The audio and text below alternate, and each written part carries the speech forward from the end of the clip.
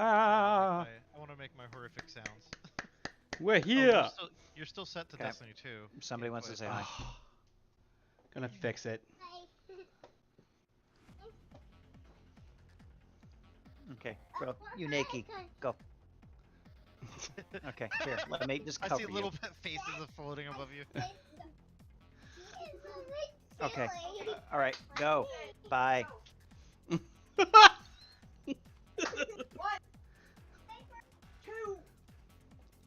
Oh, I hear the counting. Yeah. Rohanna, now. Excuse me, guys. No problem. Mm-hmm. Thank you.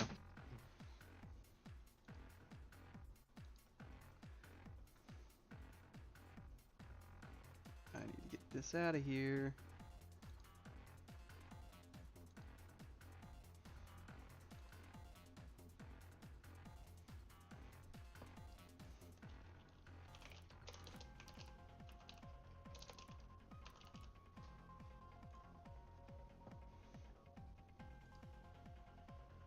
Okay. Whenever I get the VOD, I'll just remember to switch that out whenever the VOD comes up. Because it doesn't do it. In the stream now, the chat is not showing up. The OC chat. Yeah, it's because I'm not on it. I'll switch that up though. But I want to see your D2 loadout. Wow, you went from 1 viewer to 5 like instantly. I'm not worried about it. Love having y'all here. Where the hell is... y'all! There we go.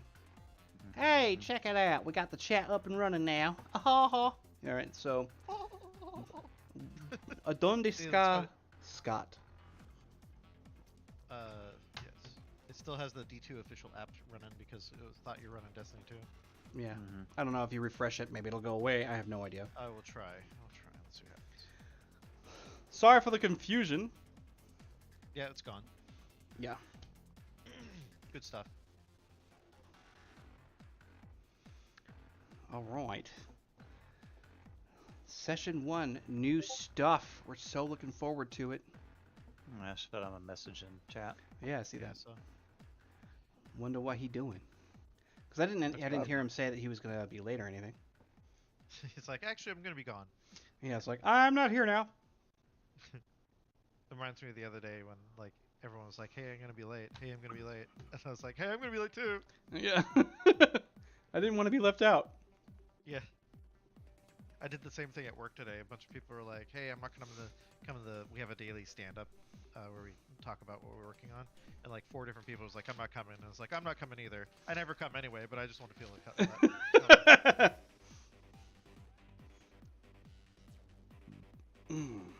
Hopefully Scott's okay, Yeah. because he actually has been kind of silent today. After he was talking about stop breaking the law, asshole. He's got a Goes hard over job. Breaking the law, breaking the law. Well, while we're waiting, we can finish off my character though. Yes, let's do that. Then we can Those bounce etchings right and into it. stuff. So I need that unique gear.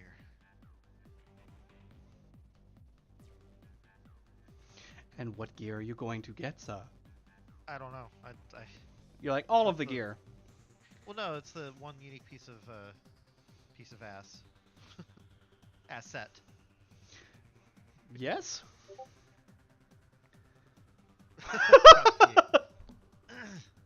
Oh my god, I was watching this stream the other day, and this guy was like super high, and he's like, I gotta go pee, and he left his mic on, and it was the strongest stream I've ever heard. Like, you heard him like, and then like just peeing, like, it was hilarious. I laughed so fucking hard. As you know how I do with, like, you know, any kind of Bodily fluids of a certain kind or another. sounds, yeah.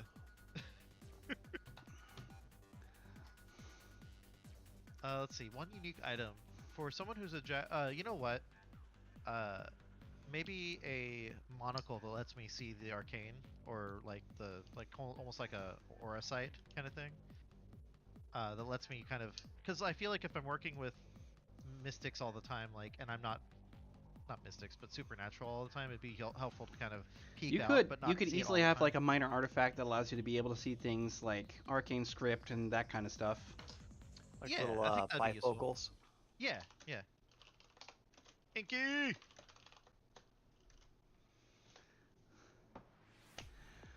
Ah, Scotty! there we go. Sorry. Beam me up! Welcome in. Okay, so yeah, so we're gonna what would you, since this is supposed to be unique, what should we call this? Well,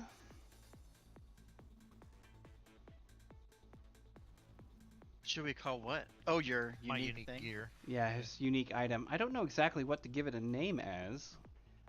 You could probably call it.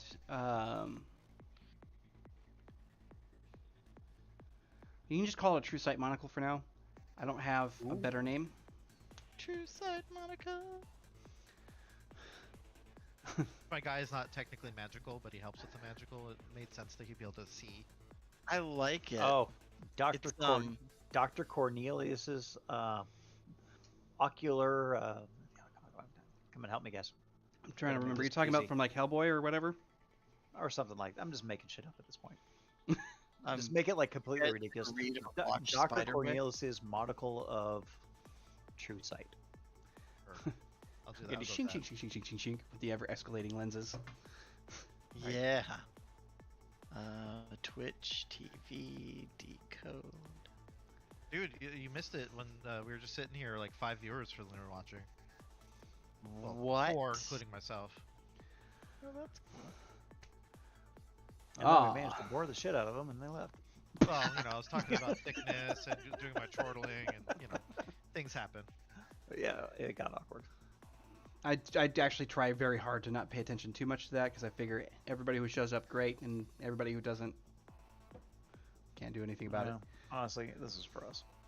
Yeah, it's for everybody. And for you. Yeah. He wants that. He wants that dosh. You should. You should get that. What do I say in this unique gears? Like, lets me see what? What's this Dr. Cornelius' true sight monocle do? Well, what it would end up doing is basically giving you within. Oh, I was going to make this brief announcement, so I'm going to be flipping over to yards at this point as opposed to meters for a lot of my ranging and other stuff like that, just because there's no increment in feet, which if I try to mix, I don't know why I feel dirty whenever I mix feet with metrics. Decimeters? We can do it. Yeah, I mean, it gets kind of weird, and even for me, I'm like, I don't know how to follow that, so I just gotta go with what I've been trained to use. So I'll use the antiquated system from Imperial Europe. I think you mean freedom units. Come on. Freedom units. Holy crap. So it Dude, will Night City allow would you. totally do that too. Okay, go ahead. Yeah, sorry. within range of your monocle. So, like how most monocles will give you altered reality type simulations where you can see things in the digital realm, this does the exact same thing. So if something has a magical aura, or if it has anything that kind of pops off with like a mystical inscription, it will also kind of give you, similar to what like you'd get with like heat vision for infrared. You'll be able to detect any kind of ambient resonance that are attached to walls or left behind from larger spells and things like that. So, Like a shimmer or something around it? well, yeah, because what happens is that so resonance is kind of a really sort of deep thing.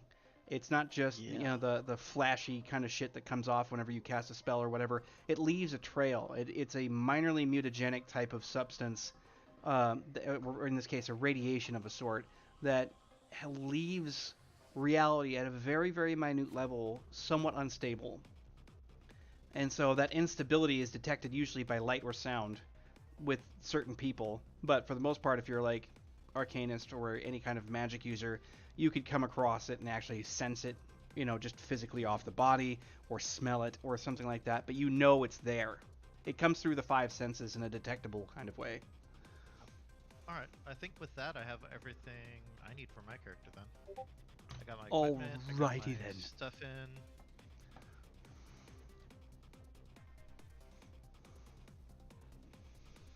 Okay. Scott, were we able to Good. get you where you need to be for the most part? I just pulled together some more spells based on what was already written in. Yeah. And I took on disadvantages to get myself up to 6 freebies so I could buy another rank in Evocation. Nice. So I'm at rank 2 in Evocation. So I picked up the rank 2 spell, Static Burst. Ah, yeah, that's a good one.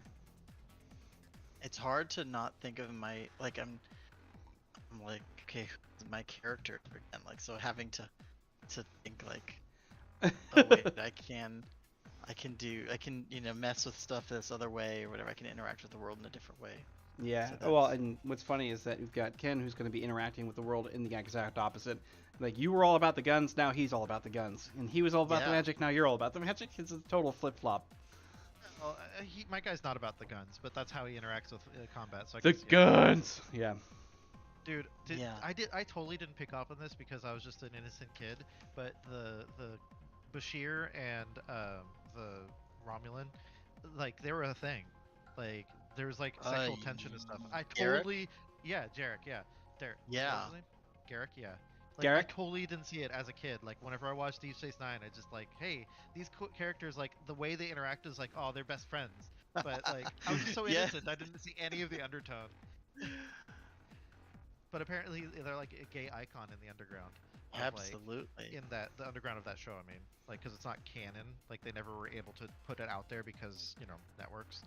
But like, yeah, even the actor who plays Garrick, like, totally is like on board. It's something I learned like a month or two ago, and it was like blew my mind. Yeah. Deep Space Nine is the best of the. Unequivocally. And Garrick is hands down one of the best characters. You would shoot a man in the back. Well, it is the safest Taylor way. Soldier Spy.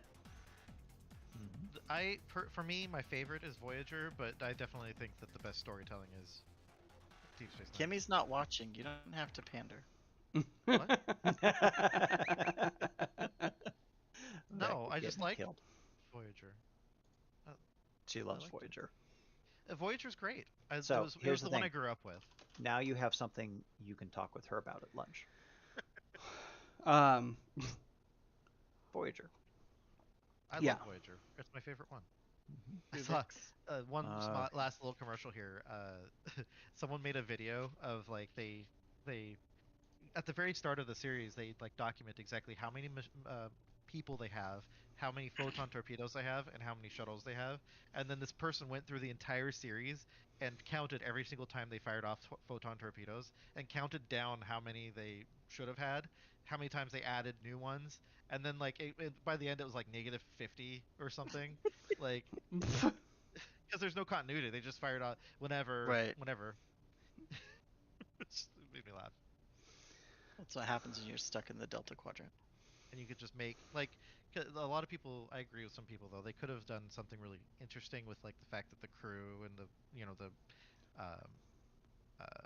the energy and the crystals that they need to fuel the warp drive and stuff like that. Yeah, the lithium crystals. After like the lithium crystals. Thank you. After like the first 2 episodes, they just forgot about it.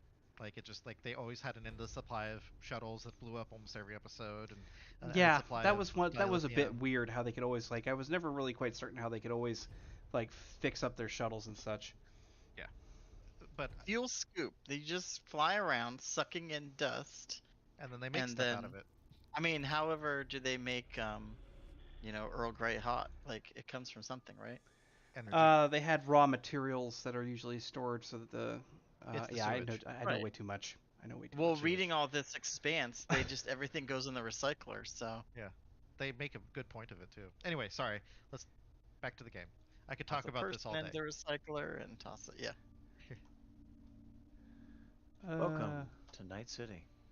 I need to find. Oh, right. Campaign. I almost forgot. Something none of us are ready for. I gotta switch this up to the right ones, but He's been ready for hours. We're just the one holding him back. Hey, but now I've got the CRB in OneNote, and I'm feeling very happy with it. Here we go. Yeah. They don't have to fire up Publisher. look something up. There we go. Ba-bam. All right. It was. I can't believe we didn't like out of all the tech people in here. Like, there's like 10 of us, or the 5 of us, and we didn't come up with it until just now. It's like, hey, We like pretty things. We It's very focus pretty. on the shiny, not the practical. Yeah. Hey, you know what? To be fair though, it does look amazing. So Yeah. I mean, we got our shiny. Now we just need to do was the editing. It's like dessert first, right? Yes, we are those animals. All right, so yeah, I picked up my. I gotta like remember these words too. I picked up my other aberrations. Yep. So, my 2 unique aberrations, and then my 3. Everybody gets aberrations. Oh, innate aberrations. Yes, innate aberrations. have You get those. you have those, and then you pick. I believe And then I 2 picked- at street. Yeah, you just pick 2. That was my roll. Yeah. Or no, that's just for my because it's street level. This is a little too dark. I need something a little bit brighter than this. Yeah, here we go.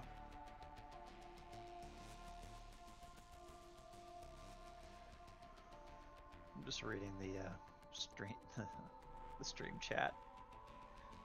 Just going like, what happened? Well, all the people who work with computers just shut down for a minute.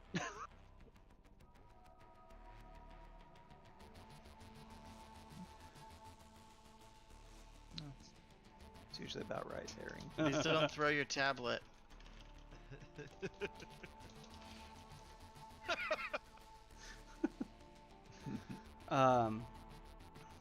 So, yeah, the aberrations. What did you end up picking, by the way? Arcane Fortitude. So +2 to tolerance. Mm. And one. Unshakable Mind, +10 bonus to sanity checks. Which I will make that a standard whenever doing bonuses. I'll modify the base, not the roll, Yeah. because it's a lot easier to handle that. Alrighty. Let's see here. We've got, so right before we jump in, we've got Drew will not be joining us this evening, so it's going to be a little different, but he will be showing up in later debuts after Isn't he a gonna be certain gone amount of for time. like weeks? Yeah, he's going to be gone for a while.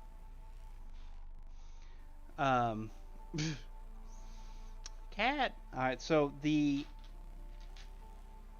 other thing too is that we're going to be switching this up. Like I said, it's going to start going from meters to yards, just to make things a little bit easier. So we have low increments, like feet and stuff like that we can operate with. That makes a little bit more sense.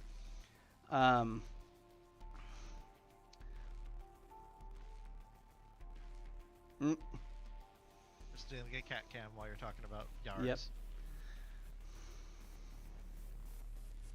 So,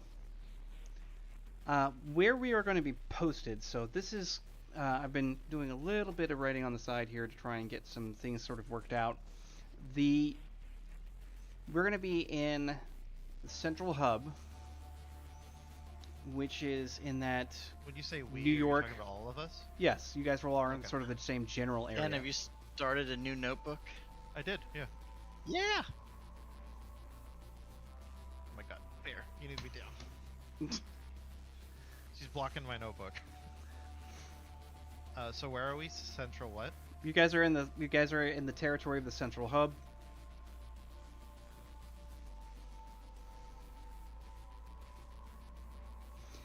So we'll get a little bit more details as we go along, but the way that these things are kind of built out is that you have the territories, which are usually composites of various states that have been thrown together.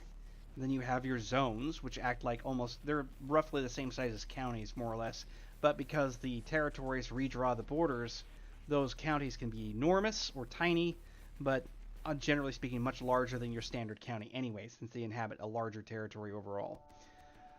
And then you have your sectors, which sectors illustrate, various points where you can see like dividing line of, you have your residential sector, your corporate sector, all of that. and these sectors identify the various parts in the city where you can get, where you can expect certain things to be a certain way. Then, of course, the final little thing there is that you will have all your neighborhoods. So you've got Low Town, which is anything that's, underneath the city skyline. That's street level. That's pretty much Low Town everywhere in there. You have the Underground, which is both metaphorical and literal, where you have the dark and shady dealings, the black markets, and all of that other stuff. And then you have what's called High Rise, and that's everything that's above ground that sits within corporate penthouses and so on, and they're considered to be neighborhoods. So you have this distinct, sense of like literal elevation detailing your success. So it became less metaphorical and more literal. Yeah. So when it comes to Danny Mr. Blaze. Blaze over there, he will be very Daniel familiar. J. Blazington III, who goes by Danny Blaze. Of course, he's gonna have a Why is racked your up name name. so long? Because he's rich. No, I'm talking about you, Scott, as a player. Like, both of the characters you made so far have been like several syllable longs. Well, Like, if yeah. if all of a sudden his cojones drop and he just suddenly goes, "Hi, my name's Danny. I'm retired. Sorry." Special Agent Leon Barrick retired. His name is Leon Barrick. Yeah, but You you guys always said the whole shortened thing. it. That's because that's how you introduce yourself officially. Oh. You saw WandaVision, right? Yeah, Every time he would come up, flip the badge out, say his Really full funny. name. Yep. that was really funny. So, all right, and it's kind of gonna be a crapshoot. Let's see who gets it. Crap shoot. Yep. 1d3. Yep. Wait, what are we rolling? What? See who's getting hit first. Yeah. See, Bill 1, Ken 2, Scott 3. Scott disappears. I'm getting water. He's like, "I'm not playing now. Bye." All right, Ken, you're up. Oh, okay. Okay, so, I was gonna track this. This is gonna be kind of important for me.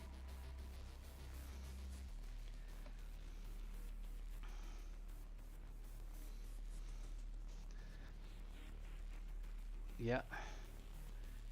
Let's see here. It's going to be October 3rd of Oh, that's my mom's birthday. 2079.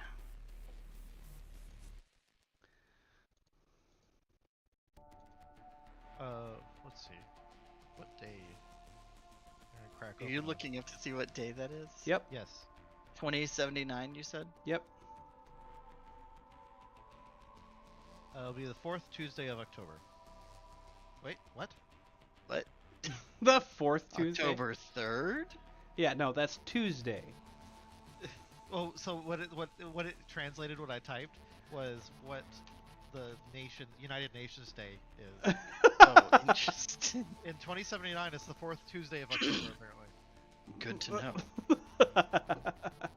Moonrise is at 2:16 p.m. They actually have that like locked in. Apparently. I mean, it's not like It's a cyclical barring thing. some sort of natural disaster and the moon getting bumped. Yeah, big like the chalk moon carved in it or wakes up from The its slumber, moonfall. farts, knocks itself out of the orbit that it was Master in. Roshi takes it out to. Have you Avoid. guys seen Moonfall? Yes, Oh, I watched no. it with you I know you That's did. I was that's asking one that just Bill. came out, right? Like a month or so ago. a while It is ago. so deliciously bad. It is Yeah, so. it's really good bad. so Like, it's an good. enjoyable I movie, love even good though it's bad dumb. Disaster movies. It's like you turn your brain off, and even with your brain turned off, there's times like, huh? What? What? Nice. But it's still great. I don't know why. Yeah, we were riffing the whole thing. It's great. Anyway, so it's Tuesday. Yeah, and it's in the evening, as a matter of fact. So, Okay. yeah, you're looking around 7:30, or do you Okay. did you have military experience, Ken? Your character, I mean. No. Of any kind? Okay. Yeah, so it says right around 7:30 in the evening. You have So I'll just be closing up my shop then. Yeah, you'll have a consulting service office that it's going to be smaller, more or less one person with a, hallway bathroom, that kind of thing. And You will have a singular desk. Of course, with the way that everything operates now, there are a lot of security features. Namely, you have to put in your ID card, which, it's not a slot or anything like that. You can just, wave it across, or in this case, it reads it off of your person, because there's a subtle RF scanner that just goes right there, so it unlocks the door. You set code, and your little office goes dark. What meets you is the hallway on your way out. You have that tight weave carpet that's basically put down with no padding, all of that sterile lighting that goes all along the walls, and it's, kind of just your generic series of neutral colors going all the way through the hallway, and this sort of arcing pattern. It kind of reminds you of an airport in a way, with how just sort of neutral it is, not really specifying one thing or another. Several of the offices here on this hall carry with it the same sort of arbitrary businesses that have been started up, small offices, that sort of thing. So, Well, after a hard day's work, I'm gonna start heading to my local diner. all right. Oh, you're gonna have something that I probably haven't written in your gear. You're gonna have a small smart brace. This is Okay. how you funnel all of your communications and such in. It's also linked in shortwave to your monocle, which is going to be on your head pretty much at all times, and you'll see the arm pop forward, flex out, and pop the monocle over the right eye, so that you can have VOD conversations with anybody, if it's available. Ooh, I like this picture, Ken. Isn't that a good picture? Yeah. There's another one I found that had like the monocle thing that I was looking for, but I like nice. that better. Well, this is kind of the perfect moment, because as you're crossing along with some of the neutral sort of decorative type features, you have that mirror and vase and the rest of it, and as you pass across, you can catch a side glimpse of yourself. Go ahead and just pop it into our OCC chat here. Oh, that is not.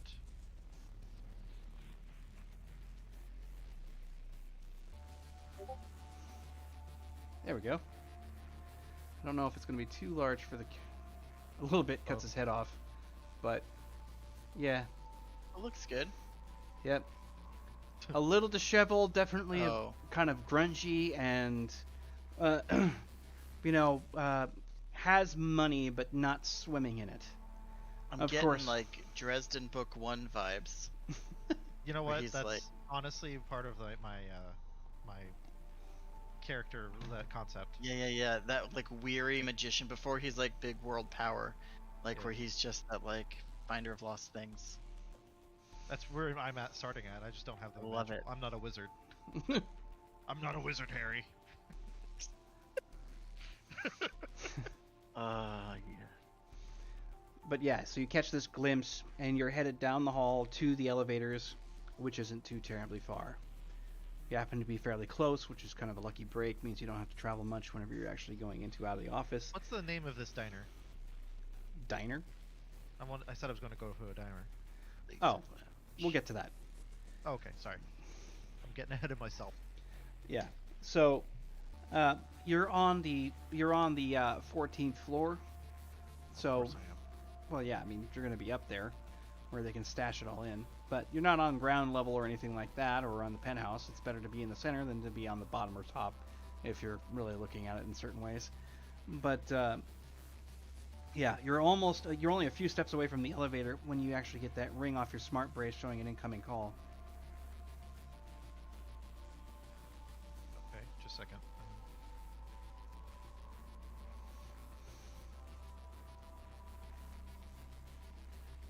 So the way he's going to answer the call is, "Go for man, I'm your servant." Oh my god, it's got a cheese ball line. He's got to. Yeah. Actually, I want this one instead. I figured he'd be charismatic. I'm Yeah. gonna try pulling that off. I'm not a charismatic person, so we'll see how I do. Give yourself more credit, sir. All right. You hear on the other side, it's like, Mr. Man, is this the right number? It is now. How can I help you? I hear that you deal with certain kinds of unique situations. Is that true? For a small fee, I'll do anything you need. What is your small fee, if I may ask? What is my small fee? You can charge whatever you think is reasonable. You're a That consultant. small fee will, depending on the task. That wasn't charismatic, but yeah. Well, no, you're fine. It just takes a small moment. You can hear him take a breath. Is there any chance that you might be able to meet in person? I realize it's late. You're probably after hours. I look at my watch, see that it's 7. What was it? Past in the evening. It's like I'm always free for clients. Why don't you meet me at the diner? At Oh, you can just give him Crossroads. coordinates at this point. Yeah, it's like meet me at the diner. I always go there after hours. Yep. What the fuck, Bill? Thanks, Bill.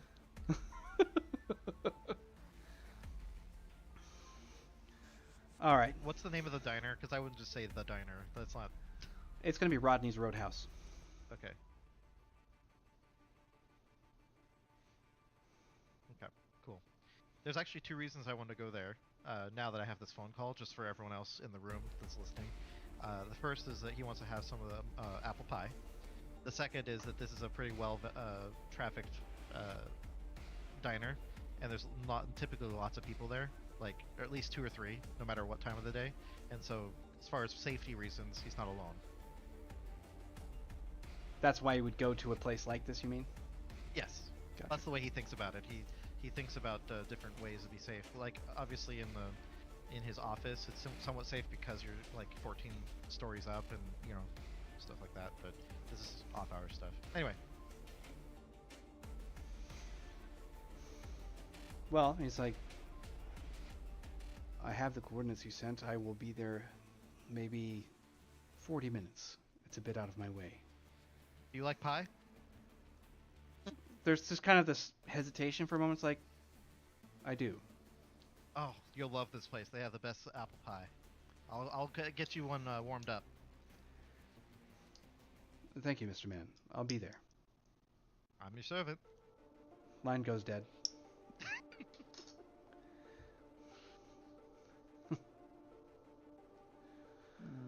It's never gonna get old.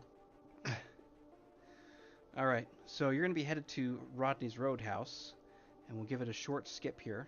And we'll bounce up to Bill.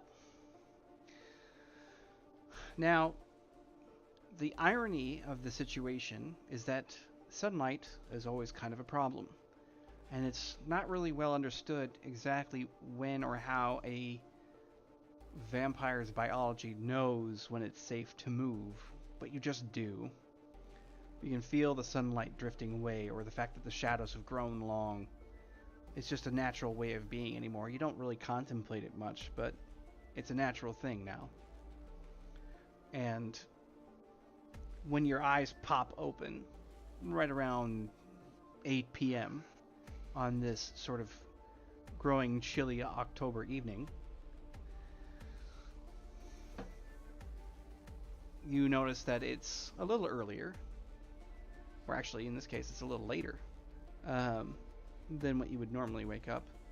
But you're not too far off. Normally, your gig doesn't kick until maybe around 10 or so. So you've got a couple of hours before you'll have to worry about any extraneous tourists. See if that'll pop up. Yeah, it's mostly there.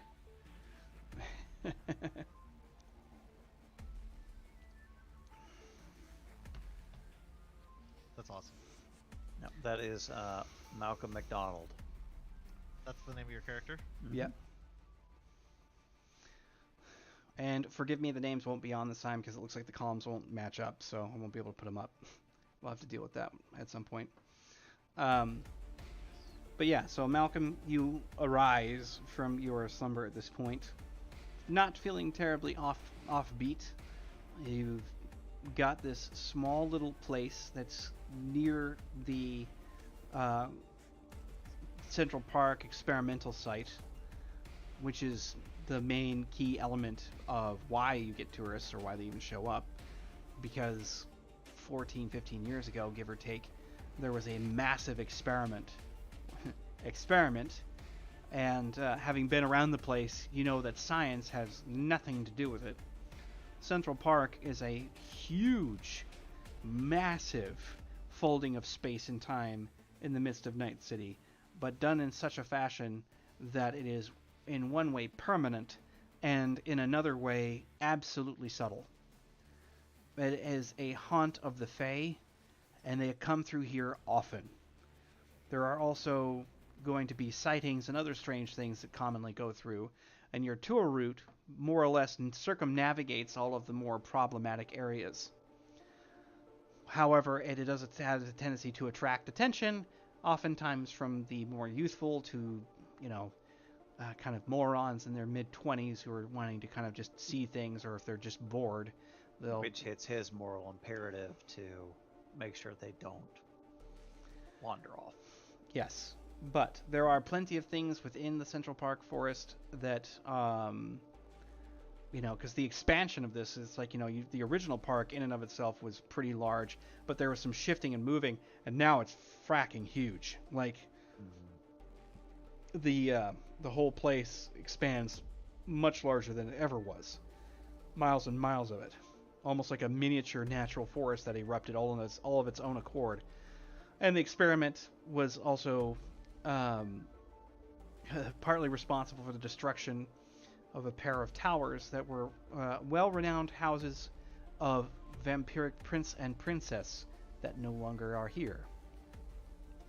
But all of that history is kind of lost on many of the people that move through here. They're more interested in hearing about the strange rumors, the oddball story, or the various sightings. You'll have an absolute saturation of ghost hunters, monster hunters, and all these would-be sort of new to the idea that the supernatural could possibly exist, don't really believe it, yet they're still looking for something crazy to get a shock or a surprise. Now, landing this tourist gig was kind of a sort of an odd deal. It just so happens that one of the new-founded rangers that runs the area was kind of well aware of what you are, more or less because of the fact that it wasn't necessarily human. But it's, being of the more elfish persuasion and sort of lost and on its own, the ranger allowed you to kind of run your stuff, realizing that you were truthful in the matter, that not a single drop of human blood passes by your lips, and by this confirmation afforded you an in, as one of the only half-decent golden-hearted undead it's ever met. So, you have a job. So he's employed by a Fey Ranger? Yep. On Fox Kids Afternoon, Fate Rangers. Wow.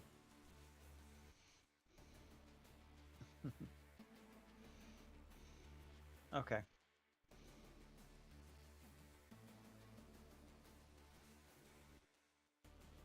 More or less, you have your standard schedule. He doesn't really pester you much. More often than not, he's usually working through the grounds, more or less during the day, not really in the evening, but it will respond to calls just like any ranger would. What's his name? Or what's their name? It's actually going to be... Yeah, it's going to be Lance Armstrong. Ortega.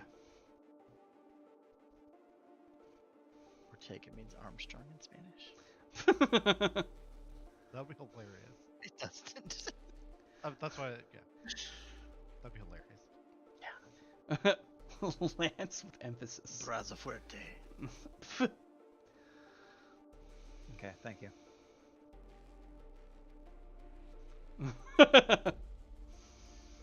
So, yeah, like I said, Lance leaves you to kind of do your own thing. You're very responsible. He's not had to watch you for long. And you've been doing this work now for a good couple of years with no incidents of any kind, which is kind of a shock. So, at least a shock to him. But now he basically trusts you to do your own thing since you have your own means of taking care of whatever hunger drives you, and the thirst never brings you down. So, you're always managing yourself fairly well. That being said, you have a larger group this evening, and it would appear that they are going to be looking for the sort of the longest tour route of the evening to start things off. You don't have much else scheduled past that, and with your current, living situation, which is it's a smaller house, it's on the actual grounds, it's kind of part of the same sort of ranger complex. I'll get to you in a minute, Ken. You have your living room, kitchen kind of merged together with a bathroom, bedroom, and the basic necessities. But it's actually a hell of a lot nicer than most con ops or coffin building type areas. Although the actual rent that comes out of your check, no big deal, since he's just pulling that, and you get yourself a fair number of credits every other week. Which that was a system that was interesting to try and learn and figure out whenever you first got out of your car, your little coffin there. So he just gets up, yawns, opens up his little case. It's like the little case that he has these pills in is actually this kind of embroidered, kind of Chinese script that was actually made by Willoughby. So he takes his pill, pops his pill, and chases it down with whiskey, of course. Yeah. And then it's just, it's a spot. All right, let's see what we're doing today. So how many people in the group? You're looking at about 13 in all, which is a larger group. More often than not, you're getting about half that size. And what are they looking for? They're just looking for the various sites. They want to go to, familiar haunts. This one seems like this is the longer route and what it's for. You get to hear all the different stories about, why a certain area is called a certain thing, and, there are reported ghost sightings over this way. So he just kind of gets a feeling that it's just kind of like just a touristy group, not like dedicated ghost hunters or not dedicated adventurers. Doesn't seem to be, no. Just wants to, okay, just keeps him on the show. So he's got his lantern, and he just kind of, opens up the hood of the lantern, makes sure he, lights the oil lamp, the little oil lamp inside, closes the lantern, puts it aside, checks his dirk. It's not a real serious one, so he doesn't bring out the big equipment. So he's just got the the long dirk on his back,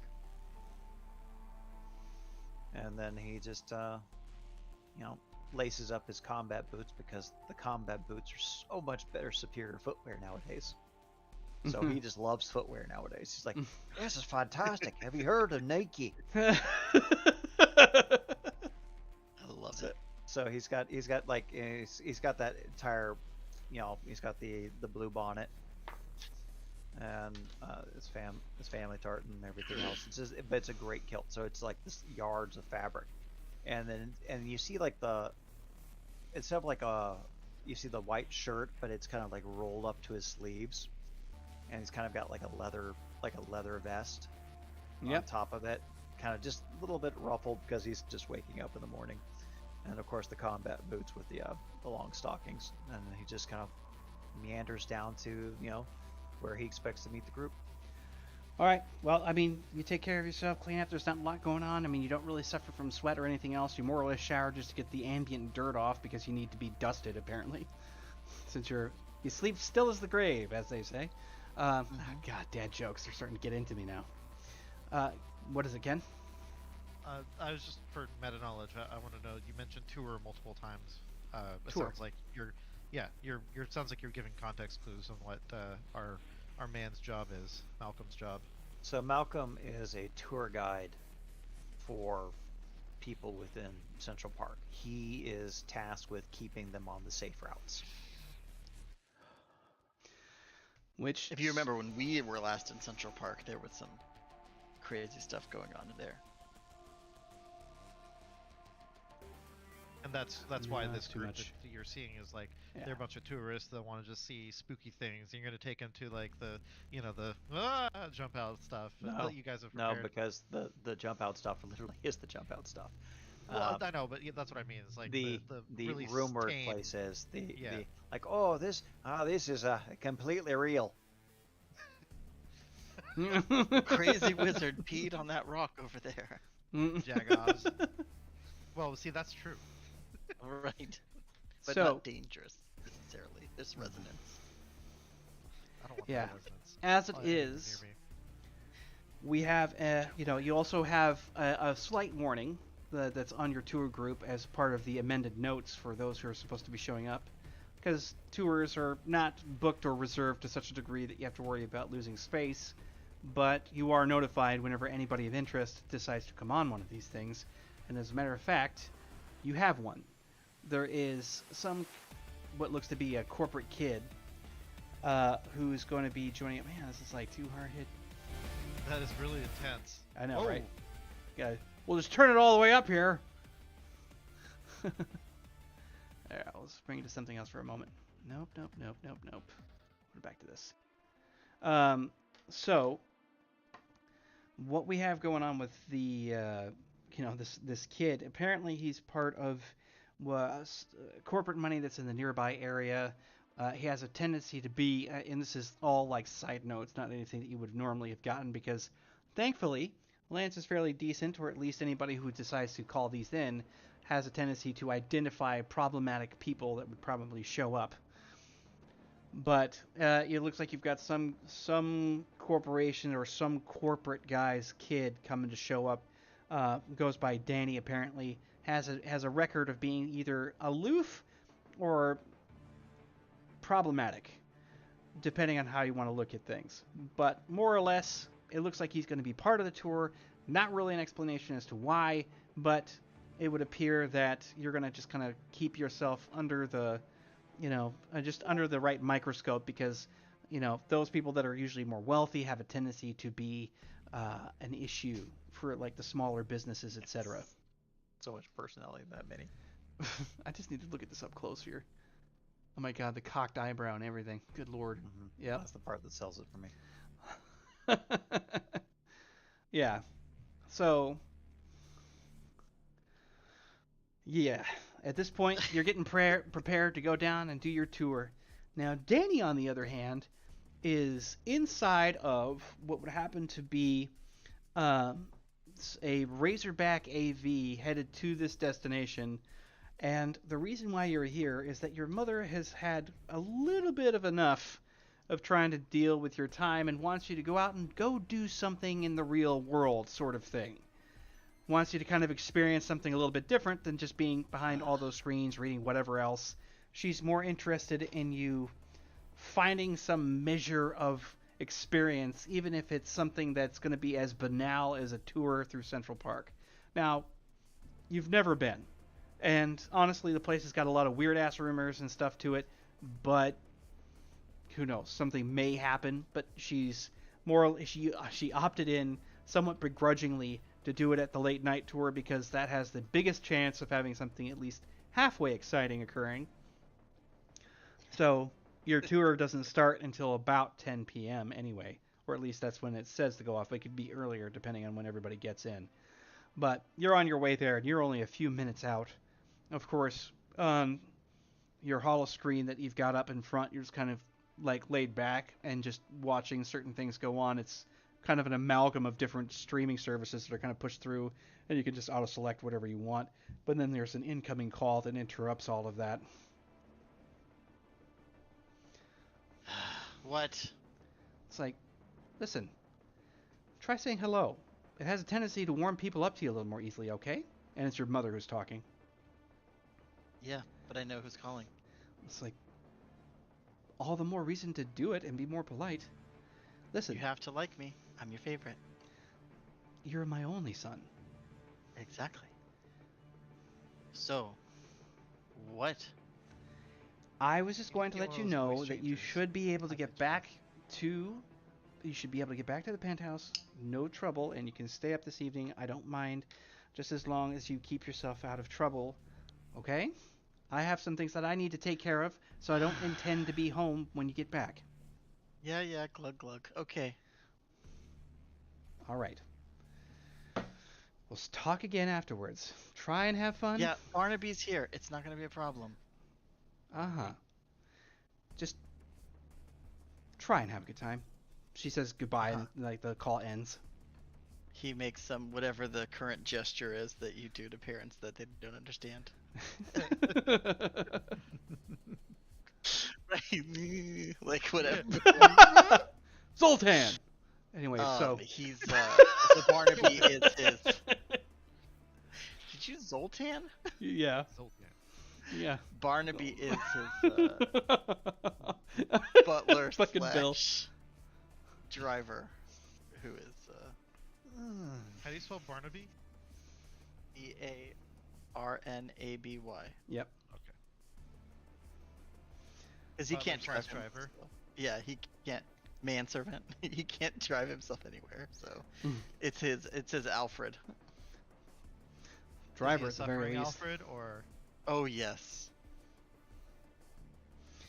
Well, you guys make good time. And you land out in the main parking area for Central Park. And as you're touching down, there is a larger group. Level? What? Are we on street level? And he's like, we're in Lowtown. Ugh, Yeah. It's gross. Yeah. Is You'll that get used dirt? to Oh my. it. He actually stares back at you like Mother's he's gonna not hear sure about this. how to process that. I mean, it's very barely there, but he's just kind of like, just don't trip, huh? Uh-huh.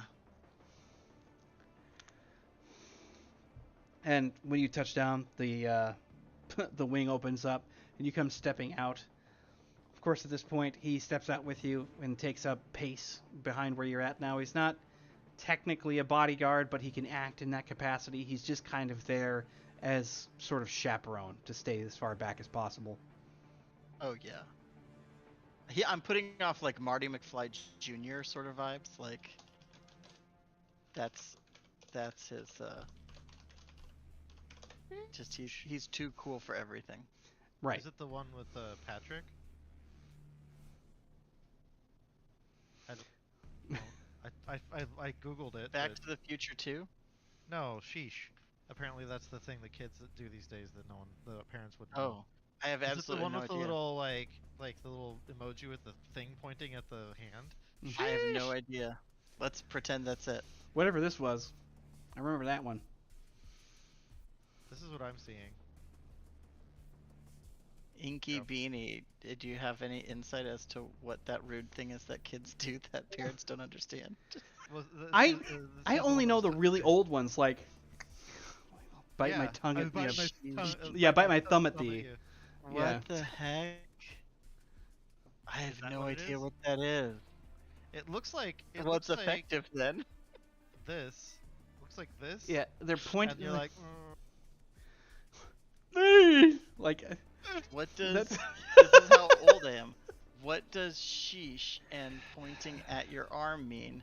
It's used to signal the person is revealing some sort of inherent truth or reality about themselves. oh, What? okay. What does that mean? That I don't know. What is the It's- weird arm gesture everyone is doing? Oh God. Okay. I've never seen It's it. young. I Alright. don't understand it. It makes me mad. Moving on. Yeah. Get off my lawn. Good lord. God, and I have yelled at the kids to get off my lawn too. Okay, so yeah, he's when his mom's like, "I love you," whatever, he's like, Yeah. you know. So he's doing his best to like, totally. He is not focused on whatever this is. He is, feeds going, and he's watching, Oh yeah, because I believe you probably and have your different, own like, monocle as well. idiocracy type videos and Yeah. Plus you'll have the same thing, a ouch, my smart brace. balls and all that. Yeah. And but what he is doing with his right hand is just like flicking a card around. Like Yeah. that's like his fidget is. He's doing that like Yeah. where you have the deck and you like do half the deck spin. Yep. So pulling off a little sleight of hand, like he's been doing certain magician tricks and things. Yeah, what he's actually doing is the snatch spell, which is like the slight telekinesis sort of thing. He has no idea that that's what he's doing, but every time it's like he's about to drop the card, he just like it like vacuums back to his hand almost. Right. So you get up to this larger group now. A lot of these guys seem to be, mid 20s, maybe early 30s, somewhere in there for the most part. There's one other, there's like one other girl that's actually there who stands out from the rest. Now, a lot of these people look like regular. They don't, you could basically call them straight for for a better terminology. Just the fact that they don't have a lot of colorful things going on. And the reason why this other girl kind of piques interest is because she's got the sort of, that bluish mohawk with like light, that green neon sort of fiber hair going through. Oh, the Tech Hawk or whatever? Yeah, the tech hair. Yep, she's gone Nice. through, but it's this dark blue with this bright green against it. And you can see how it's there, and it's completely like calmable and the rest of it if you were to ever go through, because they've finalized that out. So you just see these highlighted fibers and they're just subtly glowing. She's got a nose, like a nose stud going in on this side, shredded up shirt, shredded up jeans with some leather on the side. She's got what looks to be, it would almost look like, a clutch or something like that at first glance, but as it turns out, it's a smaller book-sized, like rectangular object. It seems to be in like a case holding something. I'm not sure what exactly, but she's got it in her hand, and she's got a look around her where she's sort of blasé, like kind of got the same sort of opinion about what's going on that you do, in a sense, that she's sort of aloof and not really giving a crap about what's going on. But you can actually roll on a human perception, actually. I was gonna say he's gonna do human.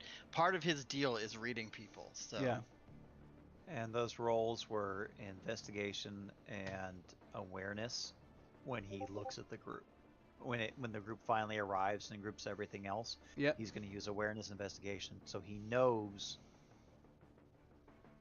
the group as to what it could potentially do and react within the forest. Right? So he needs to know the environment he's with to exist with the environment he's going to be in. So I did 2 rolls. So the first is the human perception to try and size this person up, and then the next is awareness. Yeah. To try and is there anyone cooler in the group that I should be near, or is this the person? And are they poser or are they cool? Does their dad have money? That sort of thing. Do they smell like dirt? Do they smell like dirt? You wouldn't be able to tell thinks with all the everybody dirt. low level, below him, not penthouse, is just the worst. worst.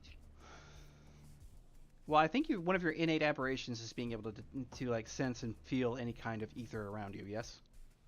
Why would you ask me things about my own character? Let me see. You now have that power bestowed upon you by the gods. +5 to mystic awareness. Yeah. +5 to detect magic or magical devices around you, and then resonance. Oh yeah, so I think it's the mystic awareness. You can just You're right. So gives if you roll an a awareness, bonus you to can pick that up. You pick have a +5. anything. Yeah. So I can do another awareness roll and throw Well, a 5 on top of that. Yeah, but- he can definitely. Okay.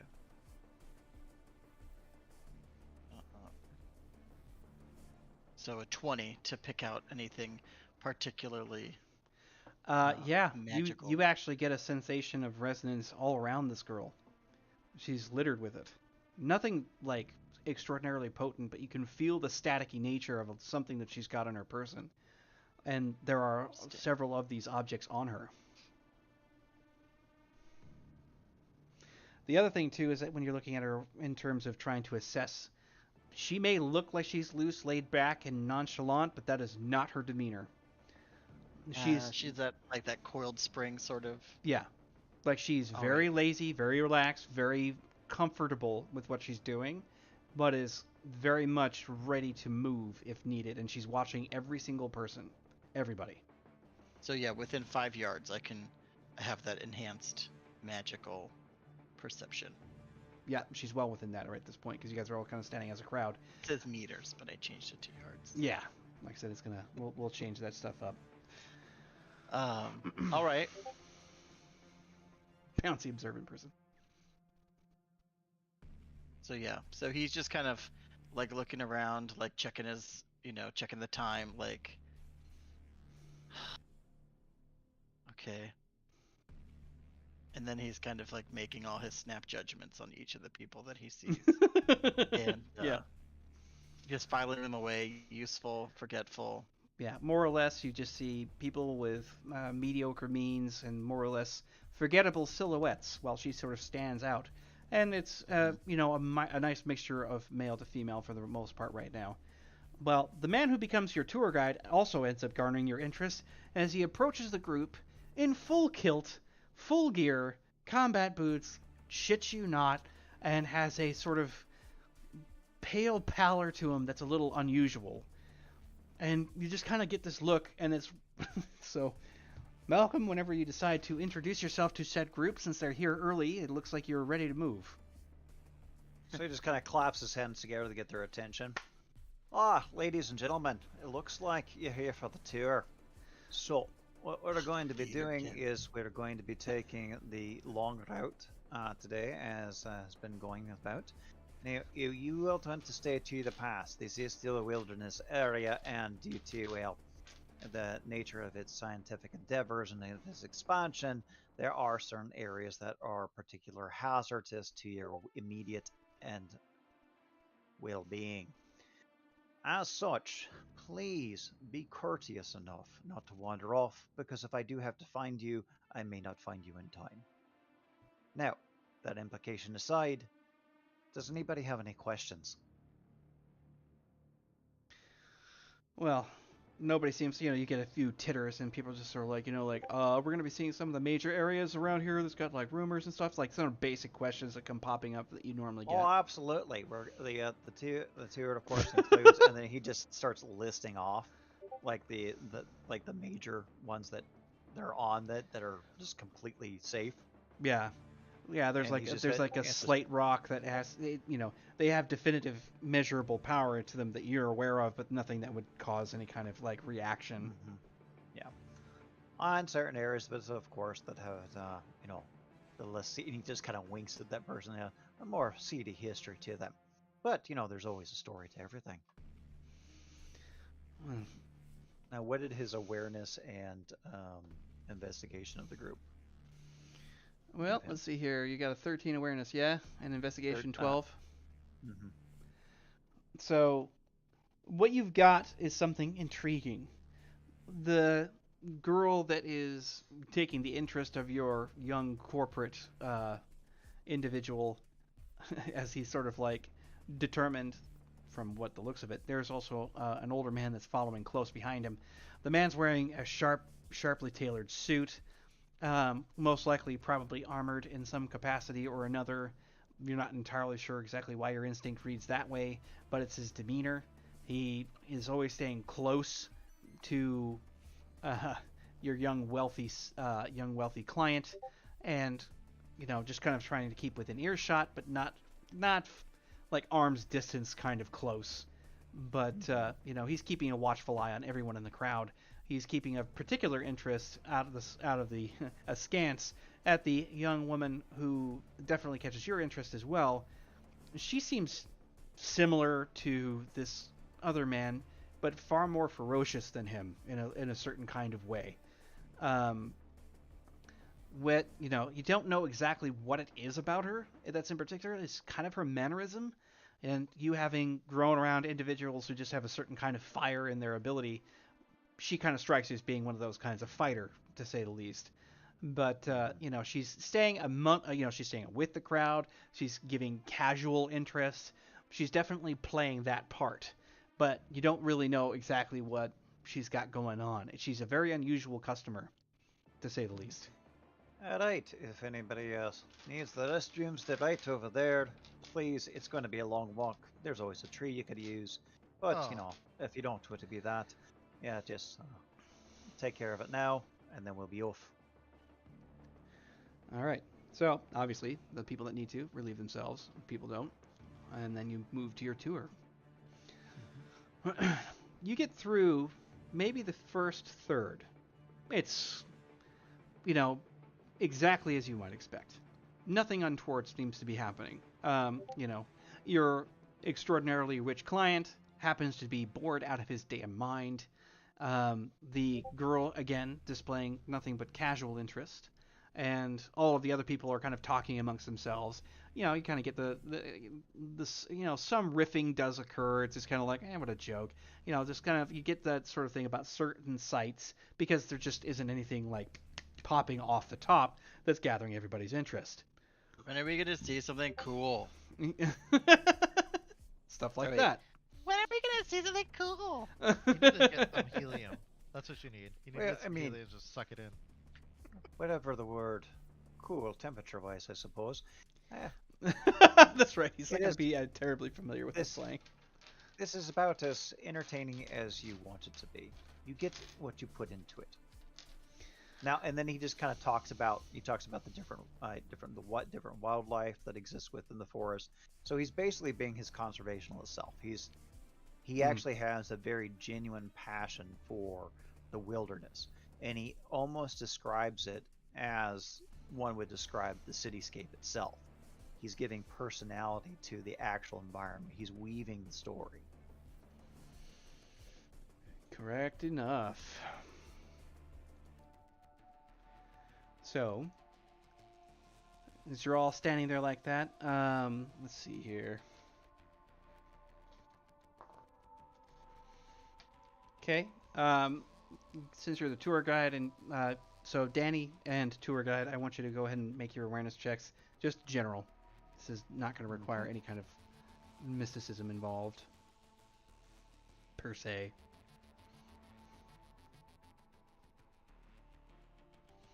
19. Nice. 18. All right. So, you're in the midst of doing and saying what you need when you happen to notice that the most elaborate of your customers is no longer amongst the group, and you have no idea when it was that she decided to leave, but she's not there now. And it was only a moment or two from the last time you saw her in the group to now. And the same Just a thing. moment. Yeah, it was just only a moment, and she happens to be gone.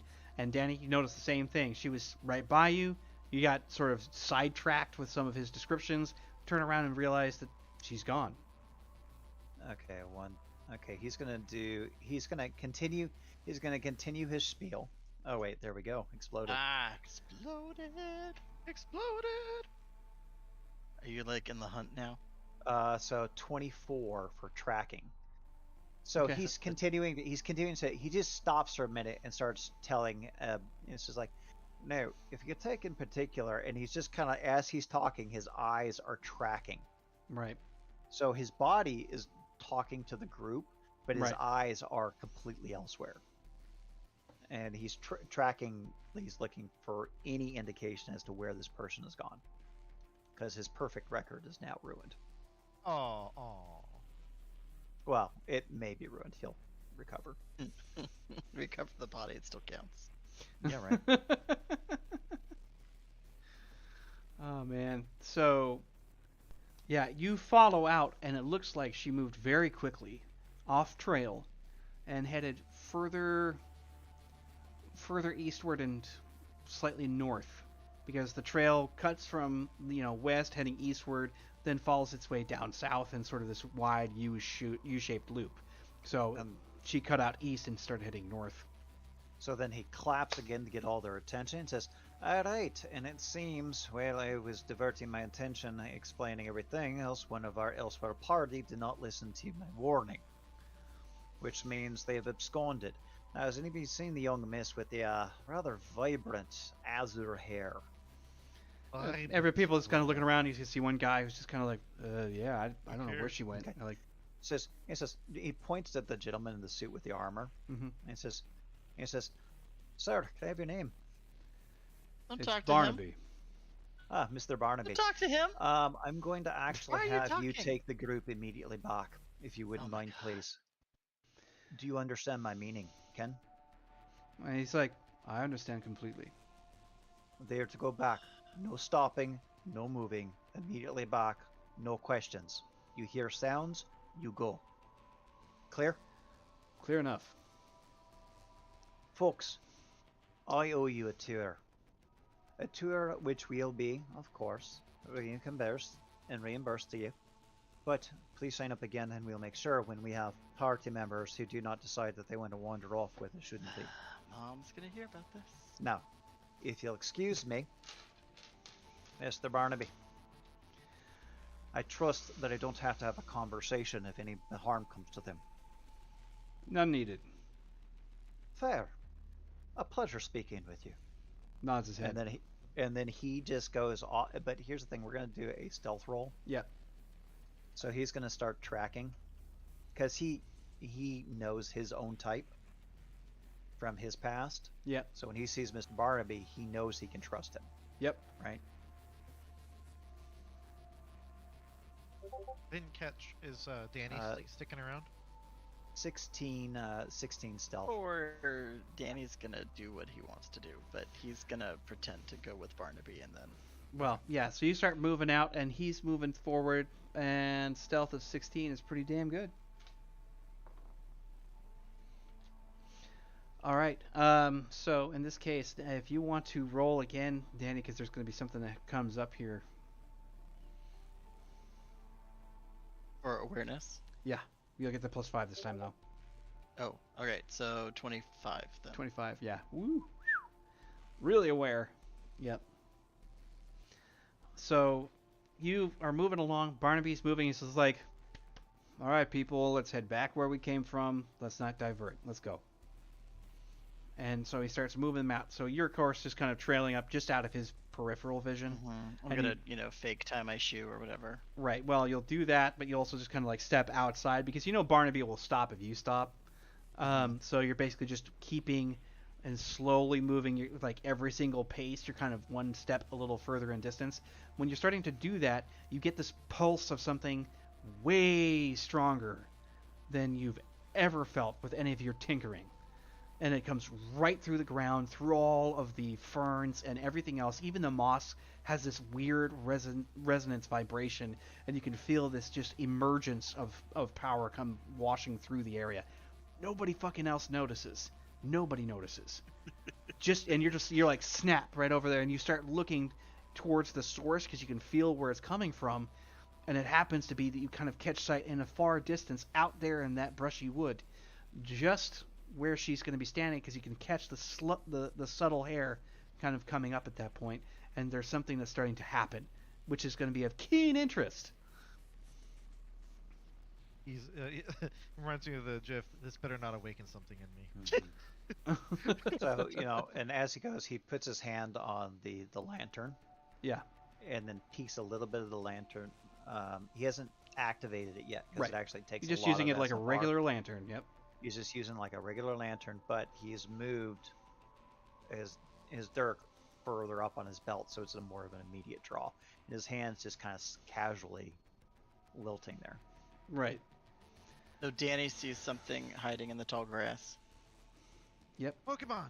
Well, you see the And, girl. and, Yeah. And so right. it's centered around her, whatever's happening. Does it seem that Ranger Rick has seen it? Because Danny will. You don't know exactly where he's at. Okay. He went Then- off into the then- brush. You guys started walking away, and he kind of like went poof. You haven't caught sight of his lantern yet. He's only peeking a small amount of it, so. All right. So then Danny is going to Hey, lady. go investigate. Yeah. Sorry, I'm not helping. He's gonna like do his best to just kind of like get away from the group and like walk towards that. And with zero whatever Malcolm is doing to like stealth and be cool and like huntery and all that stuff, Danny is like, hey, we're leaving. Hey. Like- when you get up close. Yeah, he's So I'm Being- guessing Malcolm is seeing all this. Well, yeah, So- because so Danny not has subtle obviously and broken obvious. rank, and then you hear from the tour group out off in the distance. This is like, damn it, like that, and you can hear more rushing coming your way as Barnaby's trying to catch up to you at this point because you managed to slip his notice just long enough. And then she turns, like, snaps her head over to where you're at. You can see in her hand she's got this, like, what looks to be kind of like a carved stone in a rectangular fashion. It has something on it, like it's an arcane character. You really can't identify what the language is or how it functions. But she just kind of like looks over there. There's a final crackle in the air, and it's the same thing. It actually causes, like, Malcolm, you're close. Your beard kind of does this thing when it flays out because there's suddenly energy in the air that wasn't there before. And so she like goes just like, shit, like that, just looking at you completely surprised that you're even standing there. You're close by. Of course, she doesn't notice you yet, Malcolm. Barnaby is making a run for it whenever he's starting to cut through these woods. Whenever she just looks at it and she just goes, Brastrazi, like that, and finishes up whatever the hell it is she's doing.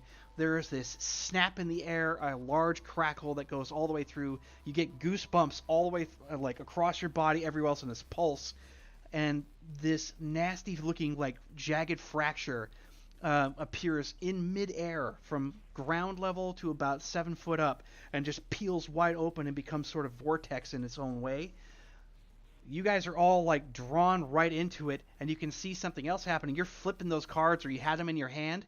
There is a snapping sound again, like something electrical.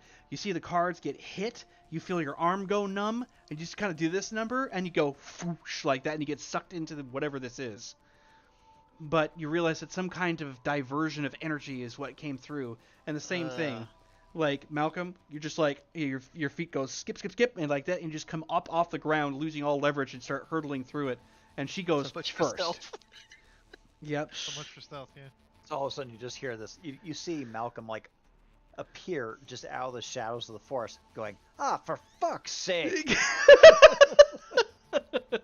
And then as he's flying past Danny, I will talk to later. Yeah. Danny's going like, Yeah, like that. You go into this vortex of light and power, and you're just like, like that. And then, of course, it just seals up right behind everybody. You're not sure if Barnaby got snacked up into it or not, but, I guess you'll see. So we'll leave that right there for a second. That's a good scream. Yeah. So, Hugh, you're sitting at Rodney's Roadhouse. Oh, and I'm enjoying the best apple pie this side of Central. Yeah, this side of the central hub. Yeah. Yeah. Well, you're still waiting for your potential client to arrive. He actually comes in a few minutes later after you've gotten done with what you've got going on, because it maybe took you about, it's roughly like 15 minutes by taxi. You get here, you're kind of enjoying the meal. You've got all the grounders outside just kind of moving and shaking. You've got the crowds of people still on the outside of that. Across the table, of course, is where you can do any of your orders, because pretty much everything is a damn touchscreen. And it's a little bit low lit in here, so it's not like brilliant, but so you can see everything on the table. You can even see the long running ads that go across the bottom ridge of the window. You've got the booths that are kind of cushy, a little bit worn. The place has got that sort of dark brown carpeting, and the feel of it is just kind of almost like a lounge, but a diner kind of converged, because the bar has the high stools and the high rise table to it instead of being that lower form. So they do serve certain kinds of booze. You can see this kid who's probably, mid-20s and just kind of like, pie okay? Like that. Massively done up, spiked up hair. And, he's kind of wearing corporate casual, except for like the hairdo and some of the eyeliner. Yeah, he's like, pie okay? And he like shoves a bite and is like, Great, man. Want me to take your and plate? he's a regular. Yeah. So anyone who works there would know him, and he has Yeah. a reputation. So like everyone knows he's like a super nice guy. I tip well. Yeah, he's doing his thing. Everybody's gonna want to have your table then. But yeah, he's just sort of like, good, I'll take your plate, man. He like takes a bit. It's like, you're waiting for somebody, right? You want more coffee? Yeah, and get me another apple pie. Get it warm and put some ice cream on the side. I think he'll enjoy it. As you say, man. As you say. So, the person that comes walking in shortly thereafter happens to stand out from your usual, and you've encountered them before. He happens to be very likely Fey of some form or another. The pristine skin, the almond-shaped eyes, the fact that he has a sort of otherworldly type of expression. Usually when he's analyzing things, it's sort of different in the way that he looks at the world. He takes one look at you, happens to look down at something, nods his head, then comes into where you're sitting and sits at the booth. Ah, strange color. Nice to meet you. I'm Hugh Mann. Yeah, he shakes your hand. He actually removes the fine leather gloves that he had on and sets them to the side. You're only getting the small, short burst of cool air from outside just now. He's like, Mr. Mann. So what can I do to help the Fae this evening? Well, he's kind of looking around when he makes mention of that. Nobody seems to have taken much notice, but he goes back to it. I have something of an interest in a particular artifact, or piece of artifact, I should be clear. Something that I'm going to have someone bring to me very shortly. And I was hoping that perhaps you'd be able to add a little assistance, since my time is kept elsewhere, mostly. Oh, you want me to pick up a parcel for you? No, not so much. I need to have you investigate authenticity. When that has been done, and if it turns out that the fragment is authentic, I want you to investigate where the rest of it might be. I see. So you want me to find one piece, make sure it's real, and then see if I can find the rest of it from that one piece? Yes. He kind of sits there, puts crosses his arms a little bit in thought, and it's like genuine thought. He's just thinking. It's like, well, okay. How would I know if this thing is real or not? You're the one who does the investigating. I leave the tactic to you. What is it? Like he's trying to figure out like what how could he know what it is if he doesn't know what it is? I haven't seen Urkel in a long time. Jameel White, what a treasure. So he nods his head slightly. I would like to discuss what you consider to be your fee first. I don't necessarily know if there's going to be much in terms of danger with this particular task that I'm asking of you, and I can't say for sure that it won't be dangerous either. That's par for the course when dealing with anything like this. Well, you said that you know where the first part is? I will try to be as candid as I possibly can. I don't know that you may have heard of it, even despite your experience. Well, so what he's trying to suss out is, how long will it take to get to the first part, and then he'd have to estimate how long it'll take to find the rest of the pieces. You won't really know. It depends on what he's asking for. If it's artifact and he's Fey, there's a good chance that there's going to be a lot of layering on this. Right. Yeah, and I would know that because I've dealt with the Fae before. Yeah.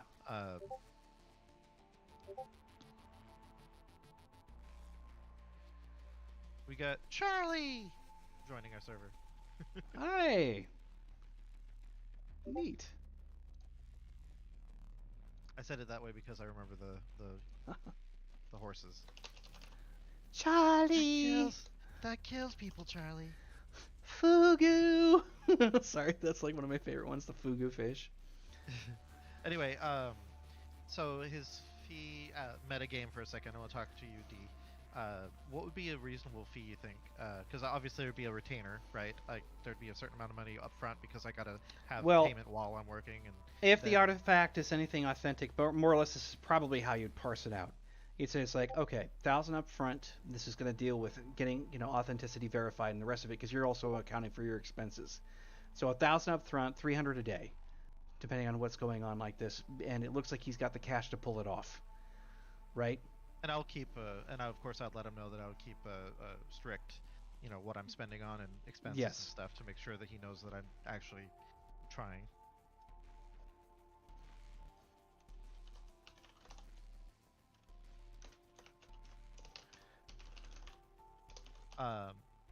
So yeah, I'll, so considering who I'm dealing with, it would be 1,000 up front to deal with my fees or deal with my own expenses, and $300 a day until the job is done.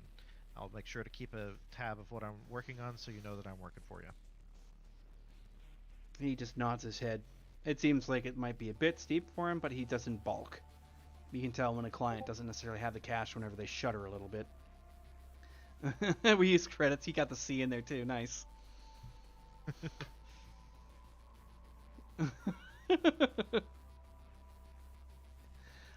He's like, all right then, fair enough. All right, Mr. Man is at your service. He held He out like hand. pulls out his card and sets it down, shakes your hand. I'm looking for the vessel Vladlasha. Oh, can you spell that? He gets out a pad of paper and like.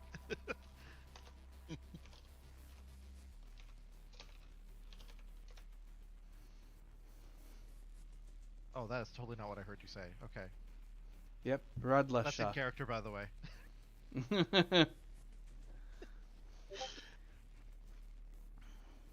And you said that I'm to find one piece and then try finding the rest. How many pieces are there? I don't know for certain. It depends on the size of the fragment. 24. When something like glass shatters, it's hard to know exactly how many pieces there are, but Ah, in this particular case, we're looking for something that would be approximate to ceramic. Something like it, but not exactly. you have a picture of it? Anything to help me know what this thing is? I have the exact fragment headed this way. I have a courier. She's supposed to be here soon.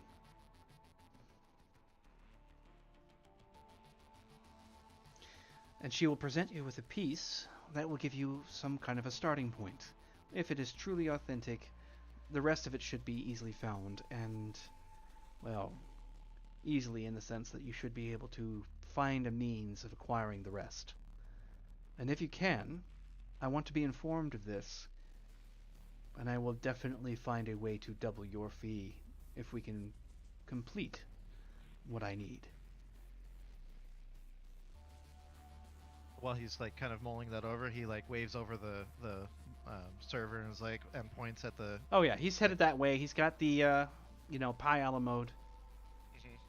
It's like you got to try this. And while he's like handing him the dish, basically, he's like, and what if it turns out this piece is not authentic? Then you keep whatever I pay you, and I call you again if there is any need to in the future. Sounds fair. Sounds fair. And how can I reach you, Mr. He points to the card. He's just sort of like, the name is Lance Ortega, and my number is on the card. Oh.